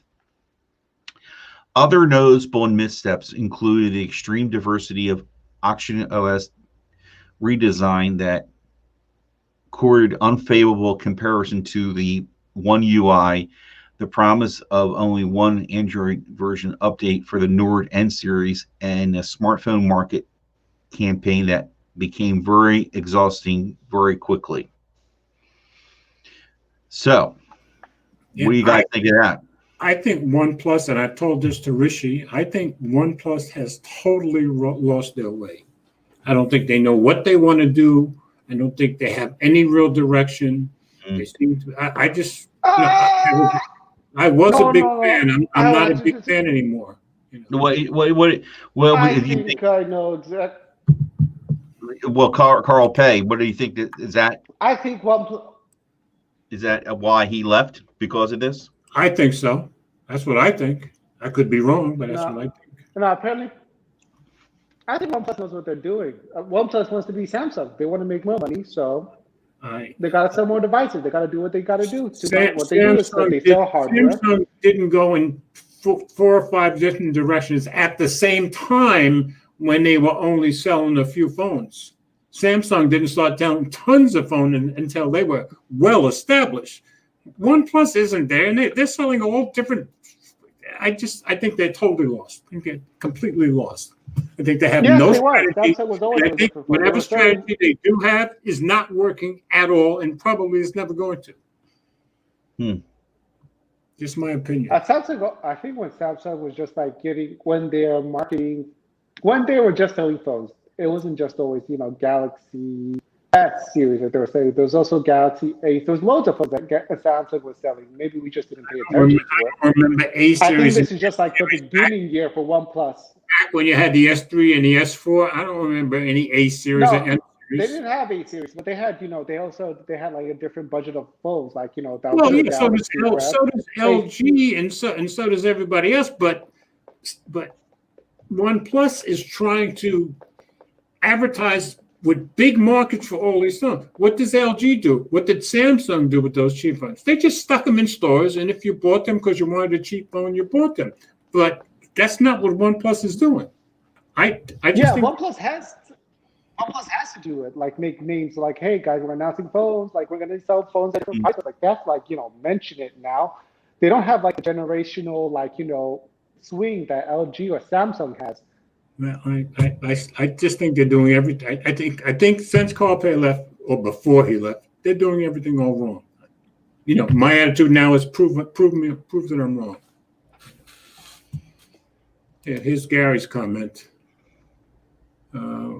Was cool when they were a flagship killer. Now they want to be a flagship company. And my point is, yeah, they want to be a flagship company now. They just don't know how to be a flagship company, and I think it's going to be a long time before they learn how. That's my opinion. I think now they know how. They just don't need to sell more phones. The OnePlus 8 Pro is a great. Their current approach isn't selling a whole lot of phones, and I don't think it's going to either. Do you think they're succumbing to pressure from other OEMs? And don't forget, we always got to remember other markets too. No, I don't think this is pressure. One thing, remember how when they started the company, and for the first 3 or 4 years, they admitted how much they were trying to be like Apple. Well, they're not trying to be like Apple anymore, and I think it shows. So, are they still trying to be somebody? I don't know. Yeah. Obviously, Ted thinks they're trying to be Samsung. Well, I think they did a lot better off trying to be Apple than Samsung. I don't think they're doing so well trying to be Samsung. They're trying to make Samsung money, but actually, I think they're becoming more like Oppo, which is their sister company. And that's another one of the problems. Samsung never put out phones that some other company put out, and they just rebranded it. But that's what they take Oppo phones all the time, and they change one thing and make it a OnePlus phone. Everybody knows that. That's not going to win. It definitely shows. I think they're trying to go after multiple competition in this case at the same time, and they don't know how to do it. They don't know how to do it. When they keep copying Oppo phones to make their next budget phone, well, nobody's going to buy into that. Nobody's going to buy into that. And every time you read an article, it says it's just a rebranded Oppo phone, and that's exactly what it is. Well, we don't care. I think the U.S. customers don't care if it's a rebranded Oppo phone. We don't get Oppo phones. I think so, because for one thing, who does OnePlus do most of their marketing to us techies? And what do us techies say about recommendations as soon as they think it's a rebranded Oppo phone? Well, it's just a rebranded Oppo phone. That's exactly what I would tell some customers. But the OnePlus 8 Pro is not a rebranded phone. For the techies, though. No, my point is, the average consumer is only going to hear about OnePlus phones from the techies. They're certainly not going to hear about them anyplace else. And none of us are going to recommend a rebranded Oppo phone. That's my point. Yeah, I could recommend the OnePlus 8 Pro. I could probably recommend the OnePlus 8T. Not this cheap crap they're doing now. That's just my opinion. And Man, Rishi said it today. Rishi me how. made a video today or yesterday how kind of he still loves OnePlus and he still wants to be the kind of wants to be the OnePlus buy, but he says the cameras are garbage. This is a guy who loves OnePlus phones, and who knows what he's talking about camera wise. Where's my? I see a comment here. Hold on a second. Okay. Here's Brian's comment. Yeah, it's what The cameras aren't as good, but chime Mike about the OnePlus 8 Pro. It's probably the one good one they made with camera. And the software support ain't the best anymore with Samsung offering 3 years OS, 4 years secure. I agree. Mm-hmm. Yeah, Think about what the heck is. Now here's Brian's other comment. I haven't heard that. Anybody heard that the S21 series is trash? I saw what's the name? Leo, Android Sud, making kind of a reference to, because I got talked to him about there was the pre-order sign up. Yeah, I saw that. Yeah, and I asked him. I said, "You getting in on this?" And he says he wasn't too keen on it because he was saying it was same cameras from the year before, plastic build and something else, and he wasn't digging it. So. And if Leo isn't digging it, know there's probably something wrong. Yeah, something going on. And that, of course, the 1 year that I can potentially get a phone, I'll share this with you guys. The 1 year that I could potentially get the phone fresh off the presses. Now I have to wait until Black Friday. You know what I mean? Now I'm finding out. Now is it like, it's not worth getting almost? But so it's all your fault. You're saying? Hey. Sure, I'm used to that. Okay, because I spent so much money on phones and my iPad, so much stuff this past year. I was probably going to skip the S21 at least for a couple of months anyway. But this is pushing me to skipping further. I'm more interested personally for the S21 for the. Well, I want to see what they're going to do. I really think this is it's definitely both. They're all taking shots at each other, right. And I think the rumor mill, I thought I saw on a few occasions people making reference to the pricing is going to be lower, right? So it's not going to come out as $1,000 for the base S21, like in your case, where the S20 was $1 less than $1,000, and the other ones were $1,200, $1,400, something like that. Right. And I really want to see how far we've come with the new chipset and the integration of the modem. That's what I'm really interested in. I'm really interested in what is this, obviously we're not going to be paying the 5G tax like we paid this year, I think. And COVID's having an effect. And the 5G should be a little bit cheaper this year. Right. And where, OnePlus did things that is obvious. People made reference to being Samsung as far as like the UI, which personally, and I'll ask George, you got a OnePlus phone, right? What's your latest OnePlus phone you have? OnePlus 8 Pro. You have an 8 Pro? No, I'm sorry, 7 Pro. I'm sorry. Oh, okay. Which I still love, but since the 7 Pro, I haven't seen a OnePlus phone. Did you update it to the new Android 11? Yeah. Oh no, no. I think I was just curious what your thoughts first off of it. I didn't even realize 11 was out. Yeah, 11. I mean, on the 8 Pro, it's nice. It's not. I see some similarities, but it really doesn't bother me. Because copying Samsung's One UI, I don't see much similarity. I do, but I don't, and I see the customization still is there because I changed the background, I changed the color. That's their strong point. Yeah, it really was. It didn't feel like that to me. Okay. But the pricing, now look what the 8 Pro came in at. I think it was $899 when it was new. Yeah, it was too much money for me. $899. Yeah. Okay, for what you got there, okay, and now, of course, I pick it up for $100 less. The top tier one, Yeah. Okay, 12 gig, 256 gig, right. 12 of RAM. So I think they're all digging at each other. I think they're all going to, price is going to have an effect on 2021 going forward. Yeah. See, for me, when I saw the $899, if I'm going to spend $899 for a top tier OnePlus phone, I might as well spend $1,000 and get a Samsung phone. That's how I look at it. Well, that's what's going to happen. You're going to get a Samsung phone with top specs, Yeah. a few changes to it. I prefer the flat screen, to be honest with you. And so, Let's see. George, Here's Brian's first comment. If they take away QHD, micro SD, less RAM, and plastic build, they can EAD. we won't repeat what that means. Okay. We'll keep it family. Oh, that's why he said it's in Jerome, because he knows that I don't like Jerome's cursing. Yeah, but yeah. See, for me, I was probably not going to get the S21 because of money, but if there comes out an S21 FE in a reasonable time, I'll probably be all over that. Mm-hmm. You see, and you're going to see that price may even be lower and still come out with a high-end chipset, because if then it could, those things that whoever does what first, the next one's going to try and beat out the other one in some other way. But it's a lot easier for Samsung to beat OnePlus, because Samsung is just like Apple. They can throw money at it and anything and make it better. Mm-hmm. OnePlus can't do that. They don't have that kind of money.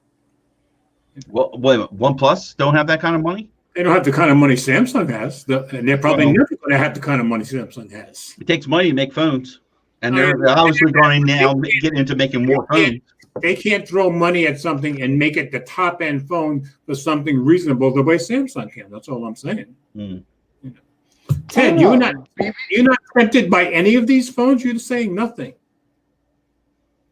No, I'm not really interested in that. Okay. He thought about it. So wait a minute. So Ted, for 2021, what phone are you hoping that could come out? That what OEM that could come out that you're hoping for? Another LG, something with LG maybe, or what are you hoping for next year for you to put in your rotation? For 2020, I have no idea what direction LG is going to take. I think they pretty much said they're not really serious on the V lineup anymore. Right. They said the swivel phone was just a test for them. And so it's just like, they just like, the only thing they've been concrete about is the LG Velvet, which I've never really been too fond of. So yeah, I'm not crazy about the Velvet, it's okay.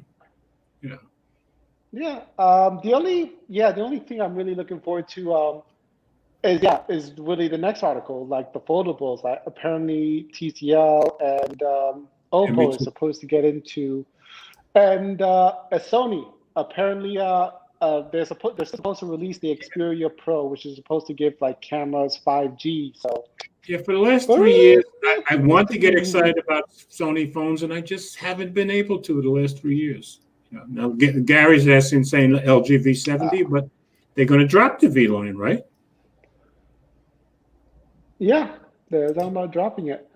Yeah. Also, I am actually kind of interested I'm thinking I'm going to upgrade my iPhone 11 this year. So good. I'm kind of looking at, hoping for what Apple's going to do. Like, I don't think, in any case, I should be upgrading to an iPhone 13. I love that. I love the sound of that. iPhone 13, that 13 number.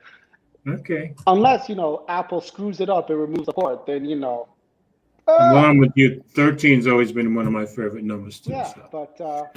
But you said, but I'm thinking, I'm looking, I'm hoping, and my mind just going wishing and hoping and planning and scheming. Now, do you want to go on to the next story at 1 minute to 10? Oh shoot! Or do you want to end it? Well, I kind of spoiled that because I think what the premise is upcoming smartphones. Okay. Yeah. So I didn't know if he had so he just obviously said he wants to upgrade his iPhone 11. All right, let's do the one more story and then we'll get out of here. Ted, you want to take it? Okay, because the iPhone 12 that can do the only thing I was interested with the iPhone 12 was the iPhone 12 mini. And the fact that it can shoot in 10-bit for video. Okay. Otherwise, I can really wait. Let's see. So what should we do? Phones we're looking forward to in 2021 or improvements in battery tech? Let's just No, go to we're phones in looking forward. 2021. Yeah. Okay. So, okay. Like giving you Android reader. Authority. Come on. Okay, we actually told us you're looking forward to these phones in 2021. Your brother's here, Mike. mm. Hey, Adam, how you doing? Okay. All right. Sorry, Ted. Go ahead. All right, let's okay, so let's just look at this pie chart. So, which I cannot, hold on, I gotta hold my V60 like this to get to see the whole thing. Okay. All right, so 40%. Well, this one's kind of split between three, right? Between the Galaxy S21, the Sony, and the Google Pixel 6. That's kind of split between the three, right? And OnePlus bringing up the rear, looking at the pie chart. Yeah, a lot of people are looking forward to the Galaxy Pixel 5a. That's gonna be in a very weird position for me. Like I consider the Galaxy Pixel 5 to be like the 5a, the A version to the Galaxy Pixel 4. I always get the A version, and I always find them wonderful. You know. But yeah, everybody look. The Pixel 5a is killing everybody else as far as what people are looking forward to for budget. Yeah, let's go down to the comments. Go Okay. down to the comments. You went all the way down to the comments. And All right, here we go. Galaxy Fold 3 versus Microsoft I'm with him. Duo 2. The most phone I'm most excited for this year, Microsoft Duo 2. I'm with him 100%. Oh my! I don't think there's going to be a Duo 2 in 2021. I don't know. I don't know either. Yeah. I don't know. My intuition is telling me there was going to be a Duo 2 this year. I think so. Go ahead. Oh yeah, that rollable. That looked pretty cool to me. I think I might get interested in that. It sure did, didn't it? If it's not $1,400 or something.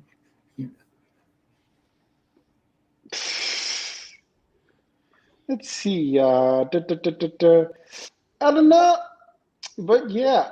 Actually, yeah. No, nothing else. I think yeah, we can close it on that. I think that was the only thing worth in the comments. Okay. All right. So we. In terms of Mike, I gotta say.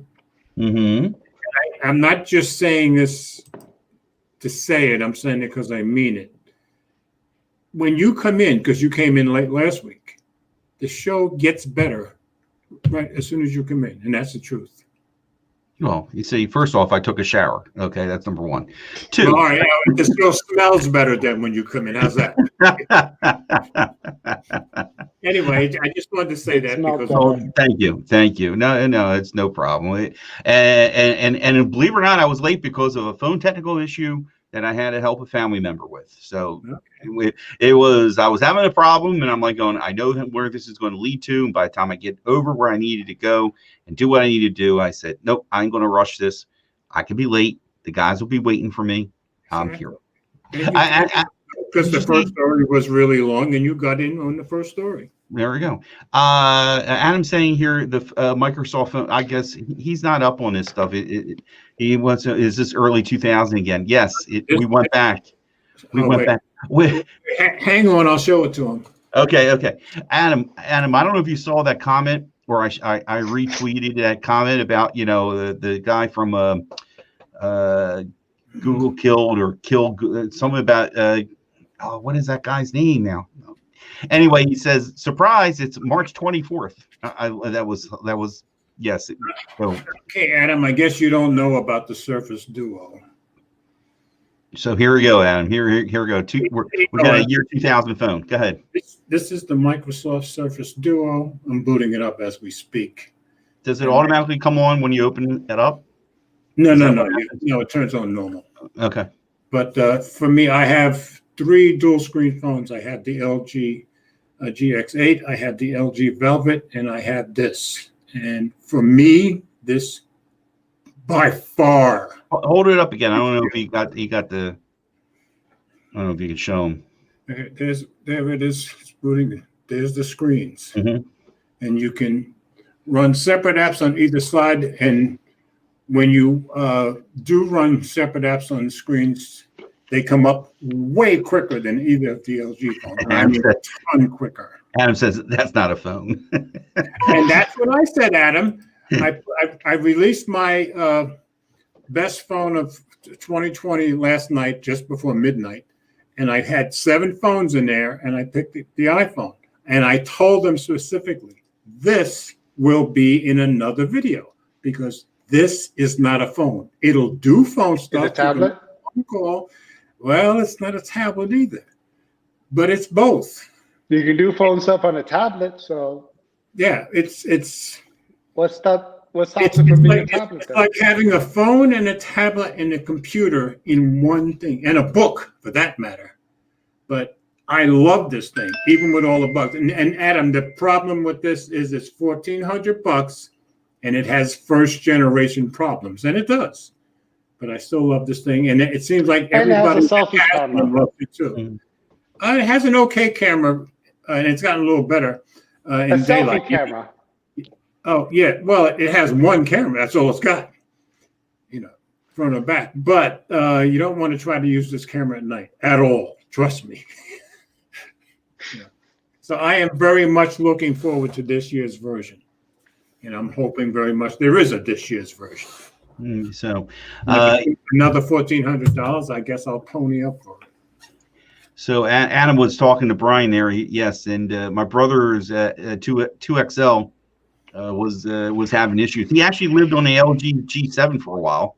Okay, yeah, he's been on the LG G7 for quite a while, right? And then apparently he couldn't. I don't know. I gotta admit, when you go Pixel, sometimes it's just hard to look at other things, and if you're not a like me or you or I, that's with multiple phones. We can, right. But you get used to that, and you like.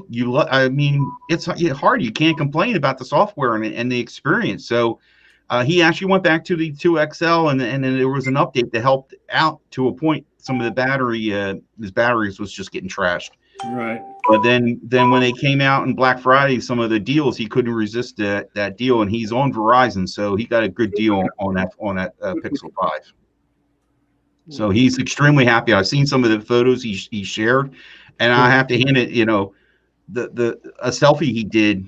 I said, "Is that my brother?" Because it was crispy. It was crispy. The selfie he took on Twitter one day. So. Oh, and one of the reasons I picked the iPhone 12 Pro was the selfie camera with the LiDAR. It just blows me away. It's just really, it's phenomenal, and I don't know any other camera that touch it as far as selfies. Do you know if Team 100 is on tonight, or are they taking a night off? I haven't checked, but maybe. Yeah, that's right. Because last week was their first time in a while, right? Yeah. I don't. They're on.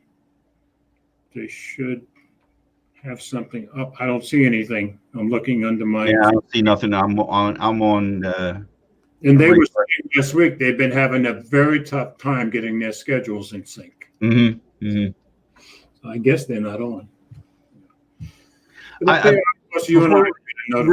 Can I just share something to everybody, and then we'll close this out. I've been finding myself at times going what am I to do here? I'm a YouTube junkie. I love watching YouTube, and after a while watching, you can only watch so much about one particular phone or whatever the case may be. And I happened to stumble across one day a gentleman by the name of Jim Browning. And I'm like, the title is something about scammers, and he goes into something about deleting files on some scammers. And I said, all right, what's this about? Because randomly you just click on this. I click about Star Wars or whatever, and I am like going, scammers, okay. It was the most amazing thing I could watch. Jim Browning, I think I shared it on Twitter. He has a way of finding a way to get into the scammers, going through like a backdoor in there and getting into their files and deleting their files or messing around with them as they're trying. them people. It is amazing what he can do. Does he expose them as scammers too? I'm sorry? Does he expose them as scammers? Yes. He is smart. He is really smart. He figured a way of using some kind of geo something. Basically, something with geos. I can't think of the word. Something like that. And then using Google Maps, and he can somehow figure out what section of course, majority of these guys are from India, what sector are in. And oh, Adam, thanks for stopping by. Adam's leaving. Okay, Adam. Thanks for coming by, brother. Happy New Year. Then I kind of, of course you put it. Yeah, of course you go and you start looking at about scammers and this guy, and all of a sudden I'm starting to get all these other things in, and there's a guy named Scammer Payback, and it's hilarious what he does. He has these scammers on for hours of doing different things. On the show? Yeah, he'll pretend that he's a grandma. Oh, I got you. He'll change his voice. He exposes them too. Yeah, he'll dog them. He'll do certain things. The way my mind works, and could be because Hudson County, New Jersey, and the guys I was raised with. But my first thought was, well, if they're exposing these scammers, are they not putting themselves in danger? That was my first thought. For what? Are they not putting themselves in danger? Oh, the scammers? No, or the guys who are exposing. Oh no.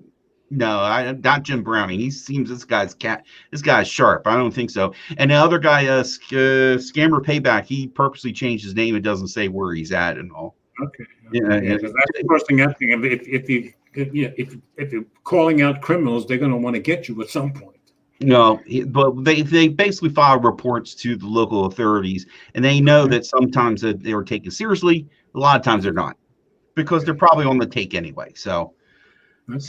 But they try to do their best. He uses virtual machine to just how he's able to keep safe when he installs. The scammers want him to install stuff, so he's not actually doing it on an actual computer. I'm just giving a condensed version, but Jim Browning, that's his name. Jim Browning. I'll go find the post I did and get the links again. Just making a note on Twitter. Just making a note to myself. I'll go find them. Yeah, It's really interesting, some of the stuff. I heard he teamed up with Mark Rober during this whole what's that thing, the glitter bomb 3.0? Yes, that's what found me. That's the other thing I found, how I between that, yes, and that's how I found him too. I remember it was just recently, and yes, the glitter bomb thing, yes. So that Mark Roper he's pretty cool too. Okay. Yeah. So you want to take a moment and get away from phones and stuff like that, go check them out. Okay. Internet scammer and real scammer are two different people. Okay. Yeah. See, Gary, the first thing I did was start worrying about these guys. Yeah, and these guys are going after, basically they have a way of making it look like they made a mistake and you're refunding your money, and they do all it's just. Yeah, I guess what Gary's saying is real scammers will hurt you, where internet scammers probably don't have the guts to hurt somebody. Oh, okay. Yeah, not like that. So I totally agree with Brian here. My Eleanor's oldest daughter, she got the FE, and she didn't even know about it. But I said, "You got a great phone there." She absolutely loves it. Yeah. All right, that's all I had to share.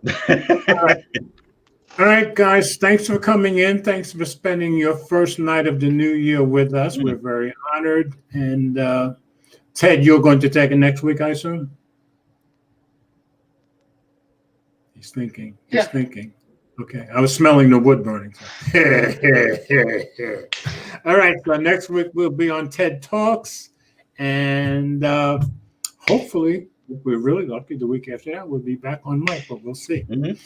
But anyway, it's been a wonderful night.